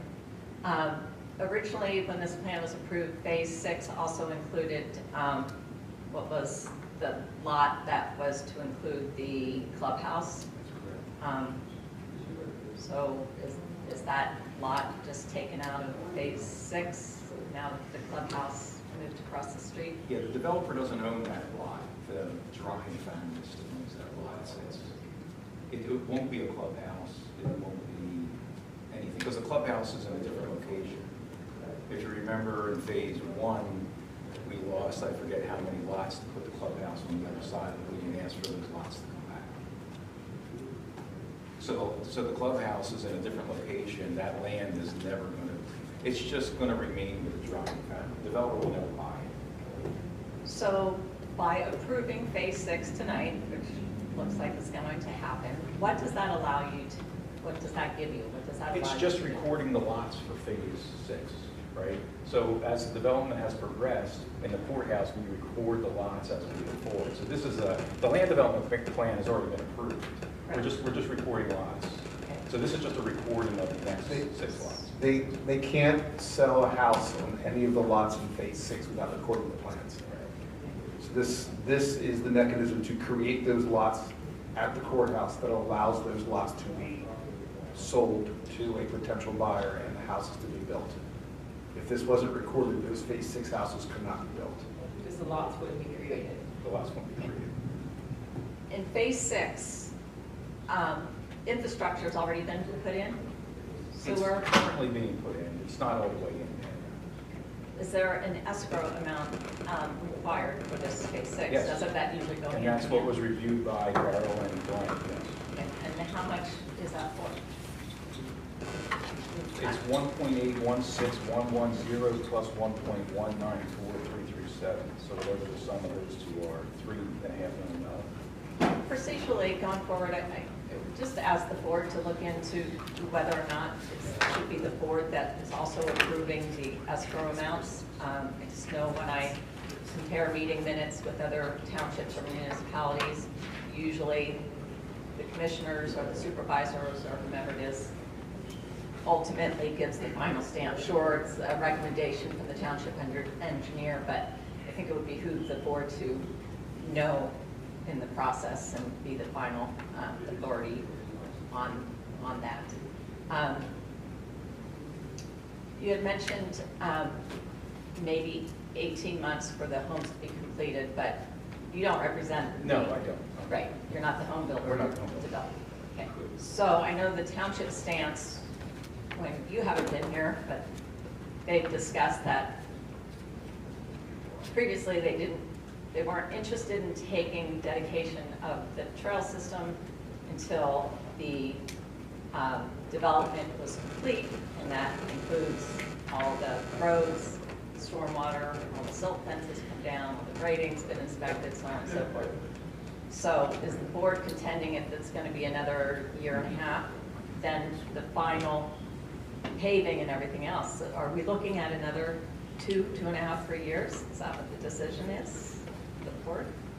I can speak to that, Blue Collar Record on behalf of the developer. We now have, the township has broken down its reticence to accept dedication into two components. Wonderful, that's great to hear. One is Aram Avenue, which we've heard 14 times that the town, maybe 15, that the township does not want to take dedication of Aram Avenue until the work is done in the subdivision. However, the township has not taken the same position with us, at least, regarding dedication of the park, the 165 acres. And that's what we're going through now, the open space back and forth checklist. There have been 3 inspections. Each list gets smaller and smaller and smaller. We're down to a few issues now. And hopefully, within the next few months, we'll be having a different dialogue. But we want to get rid of it as much as the township wants to take it. It's just dotting I's and crossing T's at this stage of the game. So it's quite possible when we go into budget talks here in the next couple of months, 2025, we could also perhaps know that that $1 million is going to be in the township's coffers by then. I won't speak for the township, but I think that schedule is whenever you do your budget, I guess in December, November. Yeah, around then. It probably will occur sometime, I would think, based on what we've seen come back in the punch list, it could occur over the next few months. You know, I know few is a relative word. Could that occur by the end of the year? Yes, it could. Could that extend into January? Yeah, I suppose it could. But we're not talking a year or 18 months or 2 years. I mean, we are finally at the point now where I think one more run at this punch list probably ought to do it. Okay. I think that's all off the top of my head. Wasn't something else, but something like that. All right, thank you very much. Thank you. Any other questions or comments? No? Okay. Then, all in favor of approving the final subdivision plan for Greystone Phase 6, please say aye. Aye. All opposed? Hearing none, the motion carries 5-0. Thank you for coming out tonight.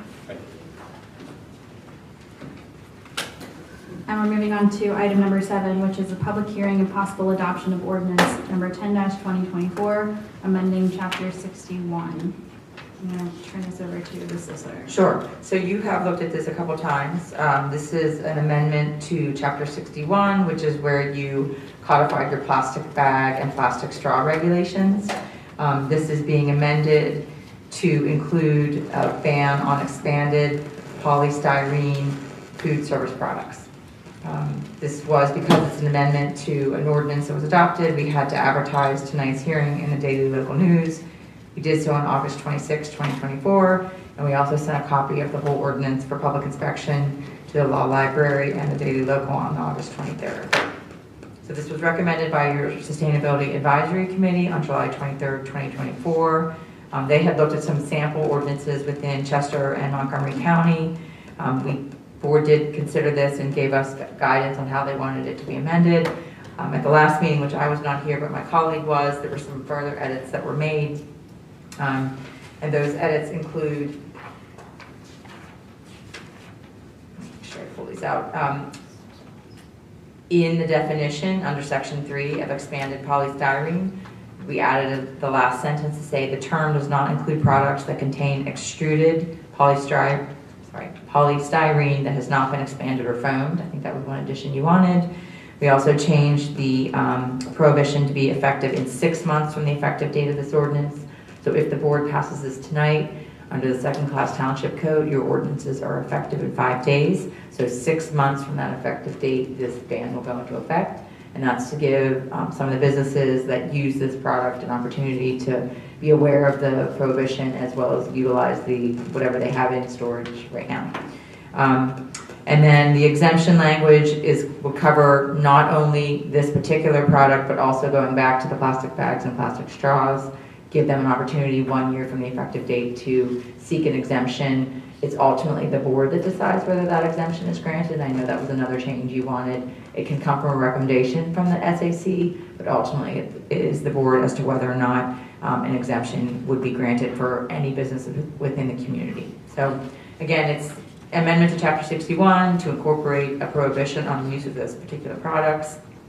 Will go into effect 6 months from the effective date and does still allow an exemption process for both the plastic bags, the plastic straws, as well as the polystyrene food service products.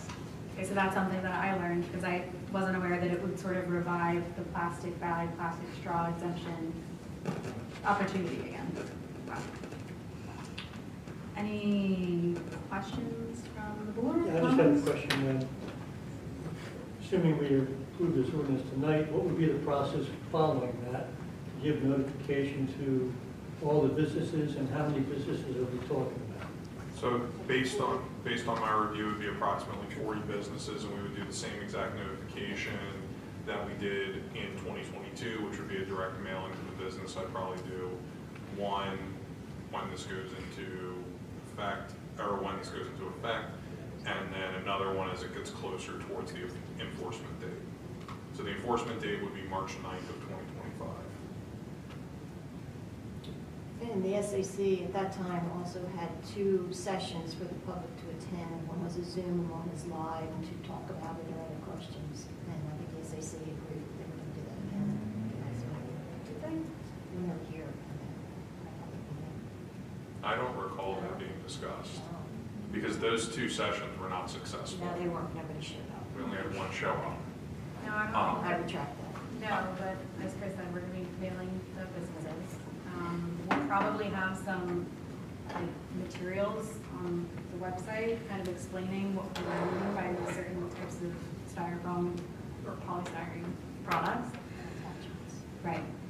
So we'll be working with the SAC to kind of create this. Since Dorothy Bearden from the SAC did a nice flyer for the plastic bag and straw ban, I asked her at the last meeting if she'd be willing to do a similar type of graphic that we can include in our mailing, and she said she would. That's great. Okay. Any other questions from the board on this, on the adoption of this ordinance? No? Okay. If somebody would like to make a motion to adopt ordinance number 10-2024. I'll make that motion. Second. All right, thank you. Is there any public comment or questions on this motion? Yes, Dr.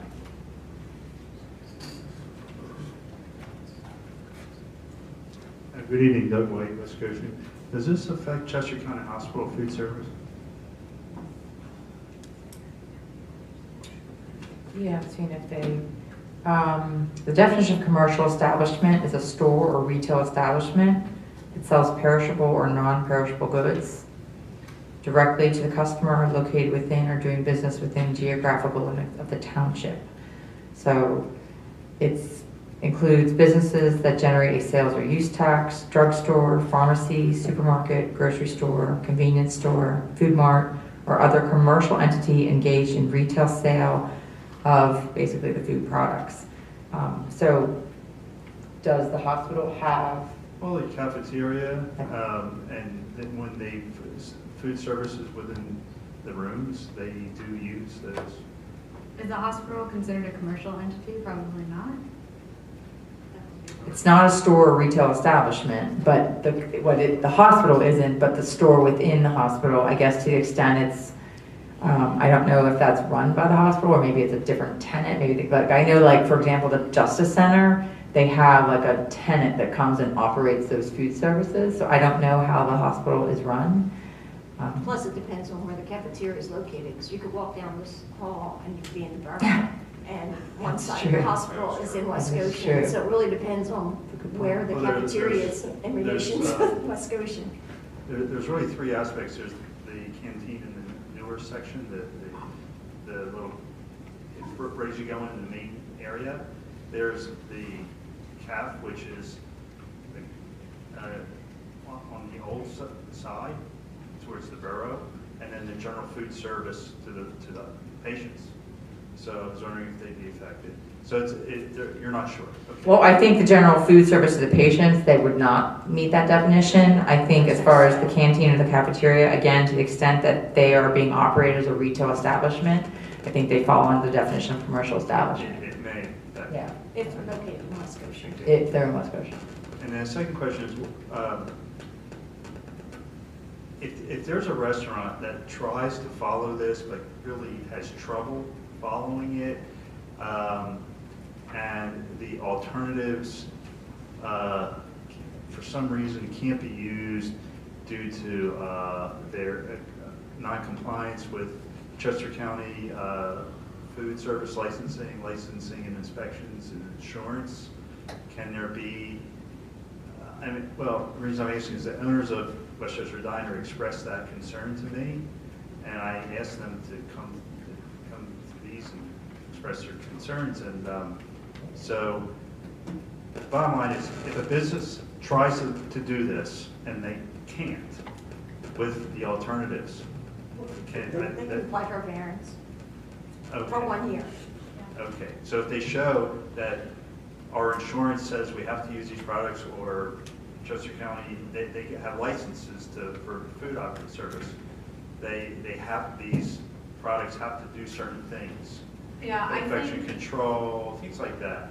we looked into. You this covered all kind that? of- Well, right, so we looked at other municipalities throughout the state that have passed these ordinances, and that's where ours was drawn from. And we didn't come across any kind of issues like that. We spoke to a lot of municipalities, reached out to people, and nothing like that came up. Obviously, if there's an issue, it's the kind of thing where they can come before the board and explain exactly what's going on, and we're here to have that conversation with them. So yes, that's built into. Okay, so they'll just have to come to you and say, hey, you know, If there's an issue, we're we running will- into these problems, and you'll work it out. And we'll just, yes. Yes. Hi everyone, Charlie Golden. I brought up PFAs the last time, and with looking at the whole picture, I'd really like to see you delay passing this ordinance until we can incorporate non-PFAs in food service as well, because here's what I think is going to happen. Listening to the 6 months and the 1 year period, if you decide, if Henry takes a look at PFAs and he says, oh my God, not only are plastic straws being coated in PFAs, but the wrappers on your hamburgers from fast food are actually coated with PFAs, and we need to get them out of our system immediately. Well, if we ban styrofoam, they're going to go to PFA-coated paper as maybe a first alternative. And if we don't include PFAs, and that's exactly what's going to happen, and it's going to put us into another cycle, maybe months down the road, that says, okay, now we want to ban PFAs on straws, on wrapper paper, on containers that you can now put, supermarkets can now put meats or whatever, fish or whatever on. So I'd really like to see us delay this and wrap it all into one 6 months grace period, that type of thing. That's just my thought. I don't think Henry's ready to really look at PFAs yet, but if you look it up on Google, you'll see that there's a lot of fast food right here in Westchester and West Goshen that have a number of things, paper products they use. Same thing with Chick-fil-A. Chick-fil-A uses PFA wrappers and things like that. So it's a big subject for me.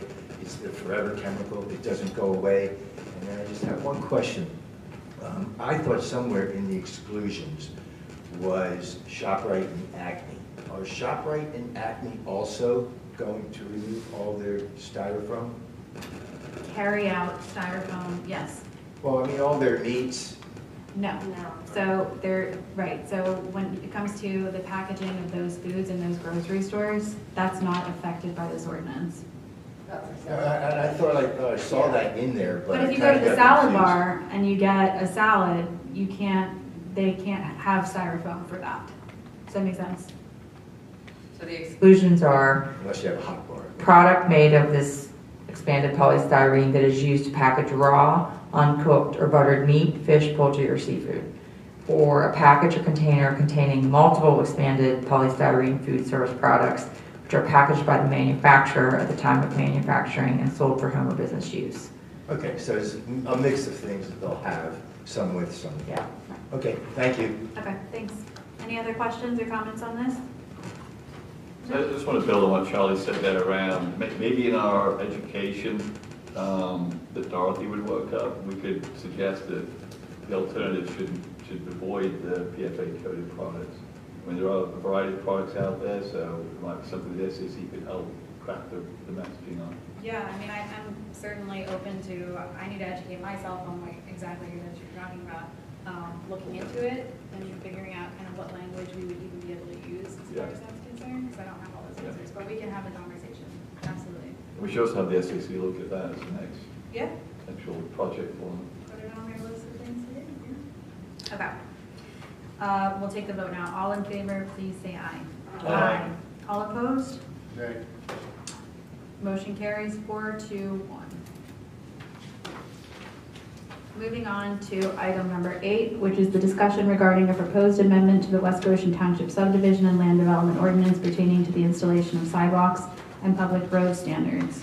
Ms. Kemp, do you want to introduce this? Sure. This came about, this actually started as everything, you guys had a conversation, and back in June, Chris sent me an email and said that you guys had a topic of sidewalks, and that right now, the way your subdivision land development ordinance addresses sidewalks, sort of in a roundabout way, it only references an appendix, and that's Appendix 1 to the SAUDO, and in that appendix includes street specifications, concrete curb specifications, storm drainage specifications, and sidewalk specifications. And the sentence says sidewalks may be required by the board. So it was always this may, not shall. So the directive that we got from a conversation with the board was that you wanted the SAUDO to be revised to mandate that sidewalks be installed as part of a subdivision or land development application. So if an applicant came in, for example, West Goshen Shopping Center, and there wasn't a sidewalk in front of their frontage, when they filed that plan, the language in the ordinance would say they shall install it. They still have the opportunity, because it is a subdivision ordinance, to seek a waiver of that, and they'd have to demonstrate to the board what hardship or unique physical circumstance made it such that they could not put a sidewalk. The board would have to decide whether that waiver could be granted. So that's where this ordinance started. We started out with a very simple statement that we took Appendix 1 out.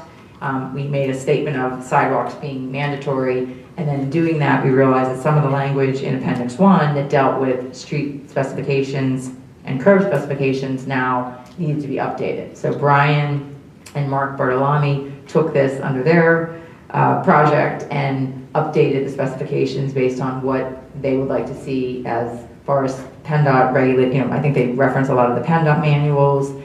So this became a more of a rewrite as far as certain provisions in your subdivision ordinance. So what we're doing is we are, number 1, getting rid of the reference to Appendix 1, and that's in Section 72-24. That's the only section of your SAUDO that currently cross-references Appendix 1. And instead of having to go to an appendix, we're now pulling those specific regulations out and putting them in a separate section, which is a new section, 72-24.1, and we're breaking it down to specific street specs, concrete curb specs, storm drainage structure specs, and sidewalk specifications. Well, actually, sidewalks comes in a new section, 72-24.2. And that was more just, I thought it made sense to have streets be dealt with in one section and sidewalks to be dealt with in another. So because this is an amendment to your subdivision ordinance, it has to go to your Chester County Planning Commission. It goes to the Chester County Planning Commission, excuse me. They would give you recommendations. Oftentimes they have great suggestions, and we further edit it. It also has to go to your own planning commission. Okay. So does the board have any questions or comments on the proposed amendment? Am I missing, where's the section that would cover waivers? Is that? So that's already in your That's SAUDO. already- Yeah, that's already a section in your SAUDO. That's Section 7244. No other questions? I do also want to thank Steve, because Steve played a huge part in starting this discussion going, so thank you very much. You have good ideas. Okay, would somebody like to? Thank you. I'll second it. Well, there's no. To send to the planning. Yeah, send to the county planning commission and our planning commission. Okay, so this is a motion to send to the county and township planning commissions. Any questions or comments from the public on the motion? Okay, all in favor, please say aye. Aye. All opposed? Hearing none, the motion carries 5-0. Thank you for working on that. Thanks, Brian. Item number 9 is discussion and possible awarding of the bid for the first phase of proposed improvements to West Goshen Community Park. Mr. Bayshore, do you want to introduce this? Yes, Madam Chair. So before the board this evening is consideration to award the bid for the first phase of the improvements to West Goshen Community Park, which includes the completion of repaving the basketball court and drainage improvements around the tennis courts. Bids were open on August 8th. There was one bid received as follows, which was Joseph J. Danielle LLC in the amount of $394,475.84. This is approximately 14% higher than the budget amount previously provided. Due to the township's grant award with DCNR for this project, items had to be included in the scope of work that were not previously allocated when the budget number was prepared in order to comply with the terms and conditions of the grant. As the board's aware, the township has been successful in securing $450,000 to date for improvements to community partner, state, county grant sources. Since the township has not worked with this contractor before, Chris Peterson from Carroll Engineering conducted a reference check. Based on this reference check, Mr. Peterson is comfortable recommending that the project be awarded to them. I provided a copy of the recommendation letter from Carroll Engineering for awarding of this project in the bid tabulation. Based on this, I recommend awarding the project to Joseph J. Danielle LLC in the amount of $394,475.84 based on their bid dated August 8th, 2024, and recommended by Carroll Engineering in their letter dated August 15th, 2024. All right, thank you very much. Does anybody have any questions for Mr. Registrar? Yeah. Is there a time limit as to when the funds from the grants must be used? I believe it is 3 years. So we are still within that time period. Both of those grant awards were in 2023. And then the next phase of improvements are being included in our 2025 budget. Thank you. So Chris, you're saying that the increase is because there were things that we hadn't anticipated? We had to go through a review process with DCNR on the plans prior to putting them out to bid. They had comments on them that we had to incorporate, mostly around additional accessibility requirements that we had to meet. So that resulted in the increase. Did Chris Peterson have any insight as to why we only received one bid? We do not know. You can actually see how far along in pen bid if contractors have started to submit their proposals. We had one other contractor who got to 92% and then never finished their submission. Right, is there somebody that would like to make a motion to award the bid for the improvements to Community Park to Joseph Daniel LLC in the amount of $394,475.84? I'll second that. Okay, thank you very much. Is there any public comment or questions on this motion? Yes, Mr. Coleman. It just doesn't seem right that you're using, is it pen bid, and we're only getting one bid. This isn't the first time that's happened. I think we had something else that we went through that it only ended up with one bid as well. Maybe one qualified bidder. Well, that was for the solar project. Is that? So I look for improvements, or I don't know what to do. I complain about the service. I don't know. To pen bid, you mean? Yeah, I don't know. It's not pen bid's fault, we only got one bid. I know it's the people who applied. It's the people who submitted their bids. So It's also the time, it's also a question of the time of the year too. Right. But I don't think without pen bid involved, you would be conducting business with just constantly with just one bid. You'd be doing something to get more bids than one. I would disagree with that statement entirely. If we advertise this out to bid and accepted sealed bids without going through pen bid, there is the distinct possibility we would get one bid or no bids. I've had that happen before. On our paving project, which we utilize pen bid for, we get 6 or 7 bids. Okay. All right. Any other questions? This is just for phase one, right? For Correct. Community Park? This is just for the basketball court and the tennis court drainage project. Okay. So the total price is $394K, and we got a $450,000 grant, so the remainder of that money is going to be used for the second phase, is that correct? Correct. And we also have another $250,000 grant application with DCD that we're waiting to hear on. Chris, just going back to these grants, wasn't there a match requirement on the grant? That we can't fund the whole 394 from the grants. Was it certain percent is ours and certain from the Township Capital Reserve Fund and certain from the grant, right? That is correct. I believe it is at 30%. I believe I don't remember the county grant on top of my head. I believe the DCNR is a 30% match. Okay. I know the state one is a 30. The other one that we've applied for, DCD, is also a 30% match. I don't see anything on the breakout list about the tennis courts. Am I missing something related to, I thought that was part of this phase one. Am I getting confused? It is. It includes, like, if you look under there, like rain garden grading, that's part of the tennis court drainage improvements. If you look under, where else is there? Like some of the storm pipe and backfill as well. That's part of the drain. So it may not be called out. There are different components to it. Thank you. Okay. So we had a motion and a second. We will vote on it now. All in favor, please say aye. Aye. Aye. All opposed? Hearing none, the motion carries 5-0. Moving on to item number 10, which is the discussion and possible awarding of the bids for the following items owned by West Goshen Township, authorized for sale. 2014 Caterpillar wheel loader, 2016 Ford F-350, 2018 John Deere Gator XUV 25E, Billy Goat leaf vac, Honda snow blower, and a Gravely brush hog. Mr. Basher, do you have an update for us? Yes, Madam Chair.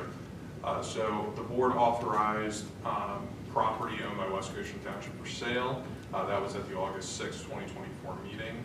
The items authorized were listed on Municipid from August 12th through August 29th, with public inspections occurring August 20th and August 27th at the municipal complex. And we also posted information on the township website. I'll read off the bid results for the board and for the public. The 2014 Caterpillar wheel loader received 93 bids, with the winning bid amount of $84,200, which was within the range that was provided, and the winning bidder was Joe Brendel. The 2016 Ford F-350 received 189 bids. The winning bid amount was $26,800, winning bidder Andrew Kraus. The 2018 John Deere Gator received 93 bids, winning bid amount of $10,200. Again, the winning bidder was Andrew Kraus. I believe that these bidders are from a municipality in Montgomery County. The Billy Goat leaf vac received 18 bids. Winning bid amount was $520. The winning bidder was Matthew Woodruff. Gravely brush hog received 1 bid. The winning bid amount was $220, which was the starting bid amount, which was the winning amount from earlier this year. And the winning bidder was Tom Trenwith. And the Honda snowblower received 9 bids. Winning bid amount is $385, and the winning bidder was Don Perlman. In reviewing the results, the total sale amount of these items was $122,325, and all required buyer's fees have been paid. I did provide a list from our mechanic, John Weddy, showing the winning bid amounts compared to the estimates that were provided back in August. And as noted on there, pretty much everything was within the ranges that were outlined, except for the John Deere, which exceeded the estimate. There had been some discussion previously related to the Gator and utilizing it for the future park at the Woodlands at Greystone.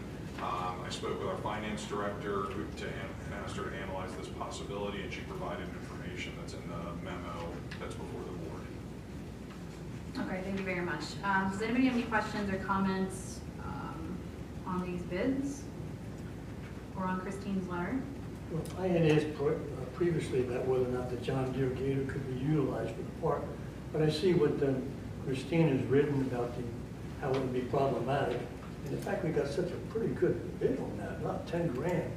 I mean, we only estimated a high value of $7,500. That's pretty good. So I guess just let this thing go. Mr. Hellman, I will say, watching the end of that bid was remarkable. that one and the wheel loader just kept going. That's good. All right, go ahead. Didn't you also say that the Gator required $1,600 worth of additional work? That's correct, yes. So somebody want to make a motion to award the bids for these items as listed? So moved. Thank you. Is there a second? I'll second. All right, thanks. Any questions or comments on the motion? Yes, Dr. White. Will you explain why the Gator was a problem in the memo?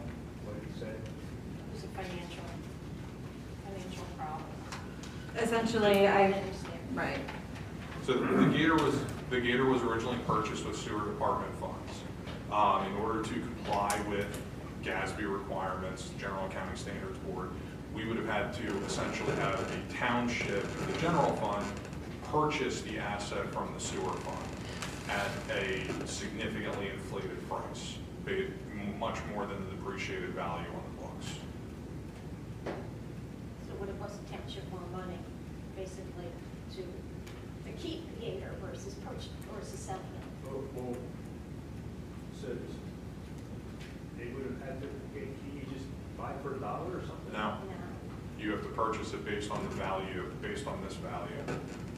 And that would be going through, our audit would have inspected that. Yes. And on top of it, it needs $1,600 worth of additional work to replace the windshield. You would have spent more purchasing it from the sewer fund than you would get through the selling it. Because there's two separate entities, right? So what's a new gator cost? Well, a new gator costs about $22,000. Okay. I noted in Christine's memo, she indicates that this specific data only cost $13,488 back in 2018. So we've had 6 years of service out of it for basically $3,000, minus the $1,600 to fix the windshield. So it seems a reasonable approach. Plus we had depreciation on it from the sewer. Any other questions? Yes. First of all, I appreciate the fact that you reconsidered, and I have a feeling that might have been John's idea. Thank you. Inquiring about that. We wouldn't have had to pay the sewer fund that much money if we just didn't accept the bids. I understand that it worked out all right, but if we have the option of not accepting the bids, correct? So if we didn't accept the bid, we could still then just buy it from the sewer department, which I understand the road crew and the sewer department, they use and trade equipment sometimes, so that seems like it's crazy to me. And also the $1,600 or $1,500 price tag for windshield replacement on a Gator. I just had a windshield replaced on a Mercedes Sprinter van RV a couple weeks ago for $500, so I'm not sure why a replacement on a windshield would cost that much. But anyway, my point is, I mean, the fact that some of these bidders, this equipment is good enough for other municipalities, but somehow it's not good enough for us. You know, I just remember in past staff members saying, we do things, we do things whether we need them or not. And I think we need to get away from that policy where, hey, that's just the replacement value and every 6 years we're going to do it. When you have citizens who, yes, fortunate, I mean, just to give you an idea of how I think my government should be spending our money, I'm driving a 2013 Ford Edge with 123,000 miles on it. I don't need a new car. I mean, it works, it's a nice car, it works fine. I can afford to go buy a new car, but just because I would like to, you know, just be frugal with money. I mean, that's, I think our board is very conscientious when it comes to purchases, and we never buy things off the cuff because we want something new. well, that's when you're doing it, but you're getting requests from staff, and staff has been programmed in years and decades past that, hey, every, you know, I've had staff tell me, even they question things sometimes, what the heck are we selling that for? I mean, it doesn't need to be replaced. So I just hope that we tighten replacement schedules up going forward. Thank you. Thank you for your comment. Any other questions or comments? Okay. All in favor of awarding the bids, please say aye. Aye. All opposed? Hearing none, motion carries 5-0. Moving on to item number 11, which is the discussion regarding the solar array project awarded to Terrasol Energies, Inc. for the West Goshen Township Public Works Building, Building D. So we left off this conversation last time, and I think we had a short conversation about, domestically sourced panels versus imported panels. And so maybe we can touch on that tonight. But Chris, did you want to introduce this anymore? Yes, Madam Chair. So as you indicated, we did have a very brief discussion about this at the last meeting. So before the board is a continued discussion about what was previously introduced. Specifically, the matter pertaining to this project is whether or not to utilize domestically sourced panels for this project. Recently, representatives from the township, Keystone Engineering Group, and TerraSol have been meeting each month regarding the project. At our most recent meeting, we discussed the consideration to use domestically sourced panels for the project. I provided an analysis that TerraSol prepared, and as it pertains to this matter, I'll note the following items. TerraSol has noted that their best vendors for domestically sourced panels would not have them available until late 2025, possibly the third or fourth quarter, whereas non-domestically sourced panels may be available sooner, which would allow the system to be active sooner in order for the township to begin realizing the energy cost savings. There was an article regarding potential energy increases that TerraSol provided that I also included in the materials for tonight's meeting. They estimated the price increase for domestically sourced panels to be $36,000. However, with the additional 10% credit available under the Inflation Reduction Act, the estimated credit goes from $145,200 to $208,000, which would reduce the net cost of the project from $338,800 to $312,000. In their analysis, TerraSol outlined the potential energy cost savings that could be realized if the system is energized sooner, and their analysis shows that the cost savings would be about $28,000. There's also a PICO rebate program that the township would apply for this project, which may not be available if the system is energized after May 31st, 2021, or 2025, excuse me, May 31st, 2025, and this is estimated to be $30,000 to $35,000. And utilizing domestically sourced panels will forfeit this opportunity, since the system most likely wouldn't be energized until after May 31st. So essentially, TerraSol is just looking for guidance from the board as to the board's preference that they can proceed accordingly. Now, I'll add this, and I didn't note this in the memo. Our contract with TerraSol is for, I believe it's around 700 days. It goes for about 2 years based on the estimated design and construction. So it's built in that there was going to be time allotted for this project. So you're not up against the contractual time clock. Okay. So I know there were some differing opinions on the board. If anyone wants to share their opinions on this matter, going with the domestically sourced versus the imported panels, please feel free to share. I know I have my opinions, but. Sure, if I may. Yes. Sure. So I think we should proceed with what is called the assembled in America panels. So these are the existing supply chain for TerraSol, which is that the solar cells themselves are fabricated in South Korea and or Malaysia, and they're assembled in America in a facility in Georgia. They're obviously the panels they've been installing in all the projects they've done to date. They know the supply chain for it. They know the typical delivery times for that material. And that when we asked them to bid the project, that was the base bid. So we asked them to bid this as the way forward with an option for domestic solar cells as an alternative. So when you look at the overall timeline, the assembled in America panels deliver a project to what we expected from the bid, which is in the April-May timeframe of 2025, at which point we're realizing savings on energy, and presumably we're still eligible for this PICO rebate that is currently in place. So that all meets the business case criteria that we have for the project. If we go with waiting for Made in America, I'm concerned that there is no specific time frame when those cells and panels will be available. These facilities are being built now. We don't know whether those construction timelines will be met. We don't know what kind of startup difficulties will ensue.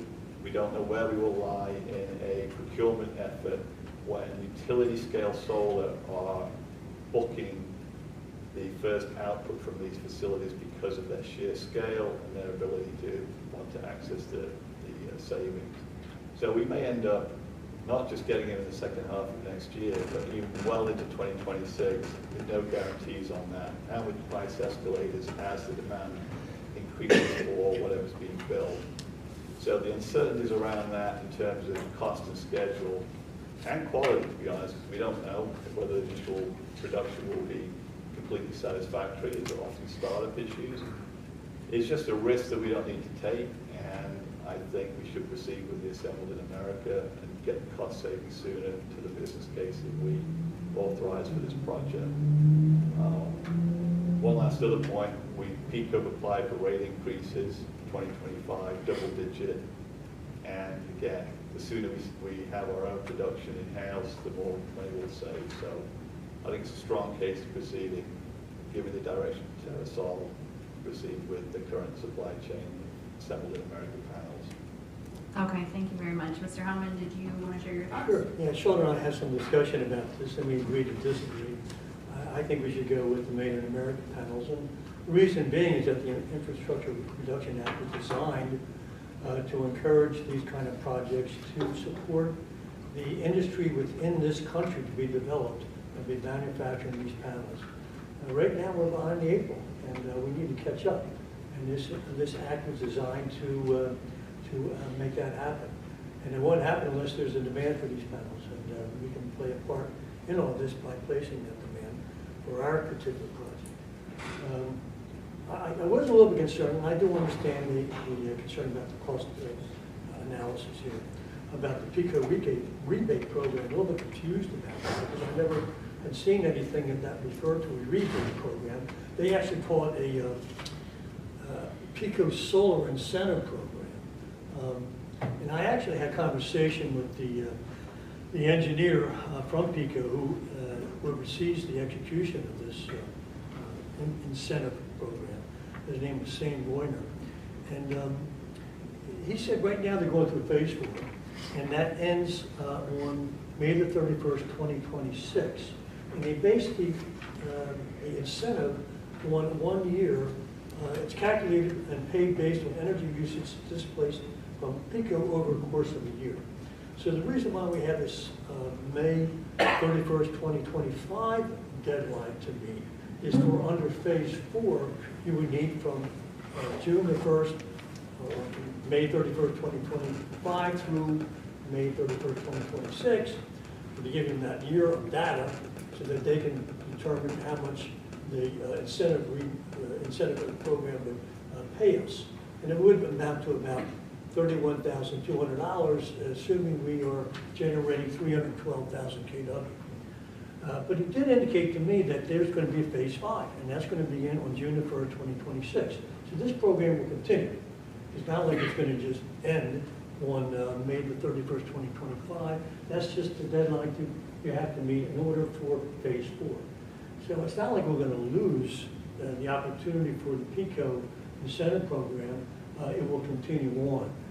So I don't feel that should be taken into consideration to determine whether or not we should go with made in America products or those products that are assembled in the United States and made elsewhere.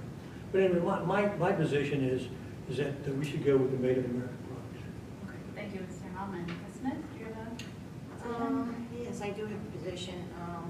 I'm concerned about losing our savings. I have firsthand experience being on the sewer authority where we had a major part that we had to wait for. It was supposed to be a couple months, then it was 6 months, then it was a year, then it was 2 years, with guarantees along the way. So my concern is the same thing can happen here, very likely. And I have concerns about the cost. As much as I want to do domestic, as much as possible, I also want to save the township some money.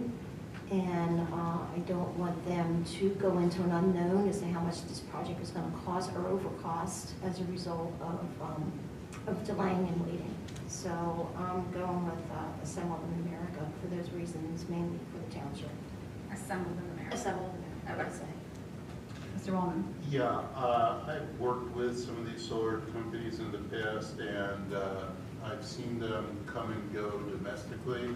I don't really trust that they're going to be up and running.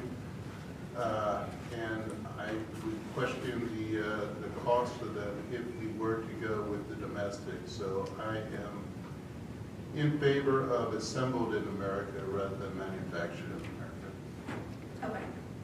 And just to share my view on this, and I have done some research around this, I look at the main point of why we're trying to do what we're trying to do here. It really is sustainability.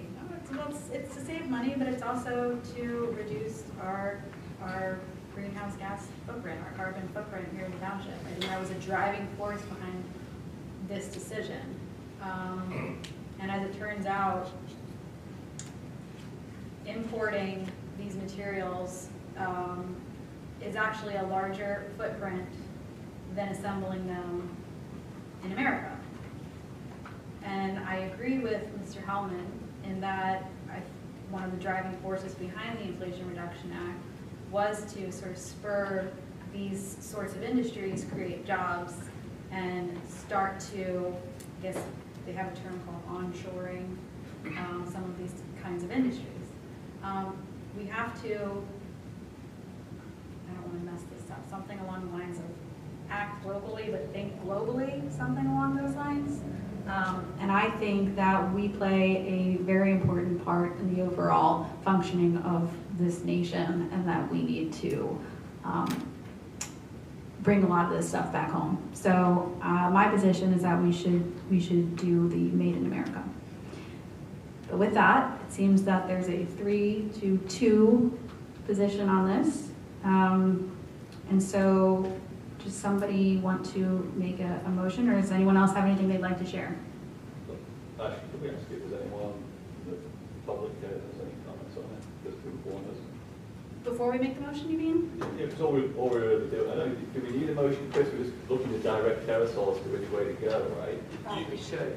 Okay. So we've had it. It's split, it's a vote. Okay, well, I'll make a motion to ask Terrasol to proceed with the Assembled in America panels for this project.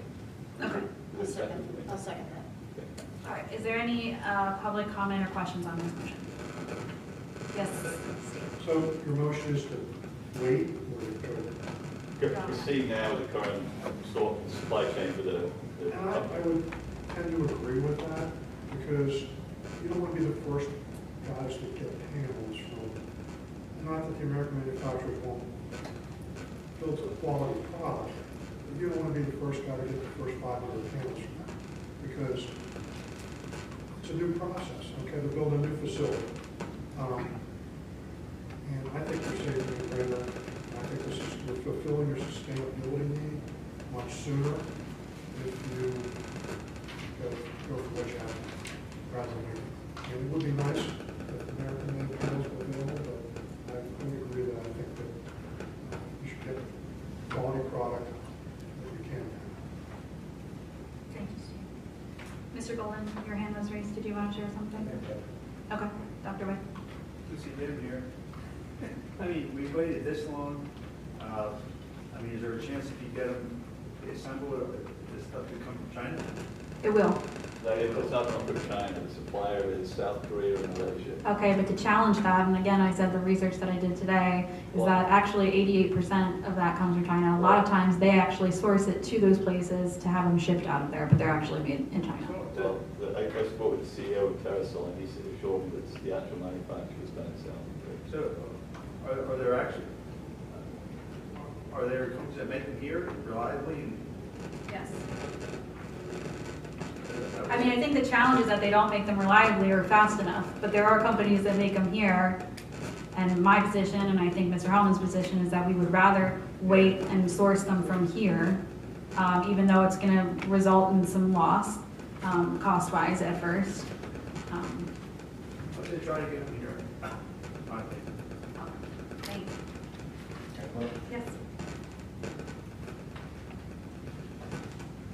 All right, so I did my usual nerd thing. What do we consider made in America of all these on Terrasol's list? Is there any here that are made in America, not just assembled in America? You're talking about the actual... The companies. Sean, I didn't hear which company you were referencing. Q-Cell. Q-Cell? Okay, so I did my research on these companies. Took me about an hour this morning, that's all. Q-Cell and Canadian Solar are Chinese companies. Non-Chinese companies are First Solar, Silfab, and I'm going to pronounce it Helene. And as far as an economic recommendation, I would say First Solar, and it also is a low carbon design. And it's also, I checked it out, they're also publicly traded, very bullish. Their rating is a market perform. So I think First Solar, and I have this written down, I can just send it to you or give you copies. So yeah, I was really surprised that Q-Cell is a subsidiary of Huawei, and I guess the United States has a love-hate relationship with Huawei. Canadian Solar, that was founded by a Chinese immigrant, and that is also manufactured in China and shipped to Canada. First Solar, like I said, the interesting thing about that is they have a different kind of solar panel, and I think Terrasol noted that. It may be a larger panel, I'm not sure. So I thought the recommendation was to send this back to Terrasol to have them look at Q-Cell and Canadian Solar and a couple of its other smaller ones. Is that still going to happen? Now, my recommendation is that they go ahead with the normal supply chain sourcing, wherever they want to get the panels from that they're comfortable with, and let them, because this was a design build project that we awarded for a dollar amount to them. For them not to wait for domestic source panels that they say they can't get right now, because of these utility company scale projects, and to proceed with the current supply chain and meet our May expectation of completion for the project. That was my motion. Okay. All right, well, I don't think you're going to do anything with domestic, actually, except for one company, and I think that would be First Solar. Thank you, Mr. I have another question. Isn't Terrasol meeting some conference the week of September 10th and getting an update on It's a trade conference, trade show. There's going to be no specific information for our project program. Well, I mean, there should be some of these suppliers or manufacturers there, I imagine. The trade show will tell you, yeah, we can source your panels in the second half of next year. You're not going to get specific project commitment from the trade show.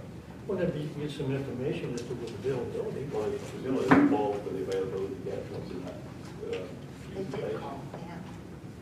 Well, I thought, my understanding was Terrasol was going to follow that up with this conference Well, coming up. Chris spoke with, what's his name again, Dave Chantal, and I spoke with him, he says it's just a trade show, there's no project-specific information in here.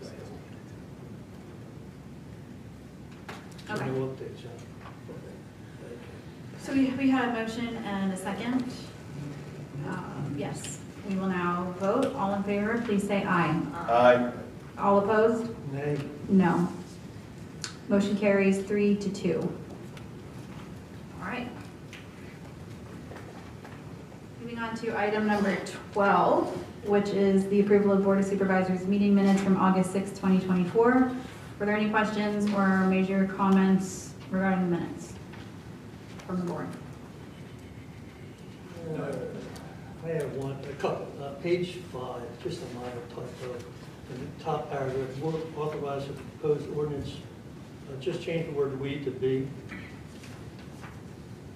Where is that? On page 5, the very top line. Oh. Now, on page 7, there's discussion on the appointment of Irene Benjamin to West Goshen Township Historical Commission. It doesn't indicate there who made the motion, who seconded it, so I believe Mr. Woolman made the motion. He did, I'm not yeah. sure who seconded it. So we could just add that in there. No problem. Okay. Is there a motion to approve the meeting minutes with those changes suggested by Mr. Hellman? So moved. Okay, is there a second? Second. Thank you. Are there any comments from the public or questions on the meeting minutes from August 6th? Okay, hearing none. All in favor, please say aye. Aye. All opposed? Hearing none, the motion carries 5-0. That brings us to item number 13, which is approval of the bills to be paid for the general fund, the sewer revenue fund, the waste and recycling fund, and the capital reserve fund. Does any board member have any comments or questions on these bills to be paid? No. Okay, hearing none. Does somebody want to make a motion to approve the bills? So moved. Thank you. Second, great. Any questions from the public or comments on the bills to be paid? Yes, Ms. Wood. I just scrolled through and looked at the big amounts. Countrywide abstract, $23,000, $960.41 for the Powell Lane. That was the settlement for the footpath at Pump Powell Lane. Brubaker property. Right. The footpath to Coopersmith Park. Right, so we paid $22,500. There were closing costs that we were obligated Transfer to pay. tax. So we paid the title company transfer? More than everything goes to the title company. The title company handles the total closing. The check goes to the title company. The proceeds go to the seller, but there are closing costs associated with any real estate transaction. Transfer tax, tax vacation, reporting the deed, things like that. So the $22,500 that we paid for the property Goes, is the title separate, company, or is that no, that's included in that. That's included in there. Yeah, the title company issues them a check, tax prorations that have to go forward. Okay, and then also the tractor above it, 136, is that the one that replaced the one that was on units 50? No, that was a truck that was slated to be purchased a while ago, I believe. Okay, thanks. Just a couple of questions. On the bills list, Chris, if you could let me know what, this is PO 1037, it's on page 4. It's for graphic impressions for $4,369. Community relations was a description. What was that about? You know? That's for the police department. They purchase promotional material. It's in their budget. So I would recommend checking for specifically with Chief Carroll what specifically was purchased, but that's what they purchased it for. It was most likely for the National Night Out event that was held a couple weeks ago.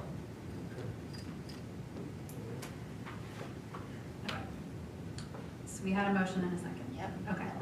All in favor of approval of the bills, please say aye. Aye. All opposed? Hearing none, the motion carries 5-0. Is there a motion to adjourn? So moved. I will second. All in favor of adjournment, please say aye. Aye. All opposed? Hearing none. Great, motion carries. Thank you, everybody, for coming out tonight. Thanks.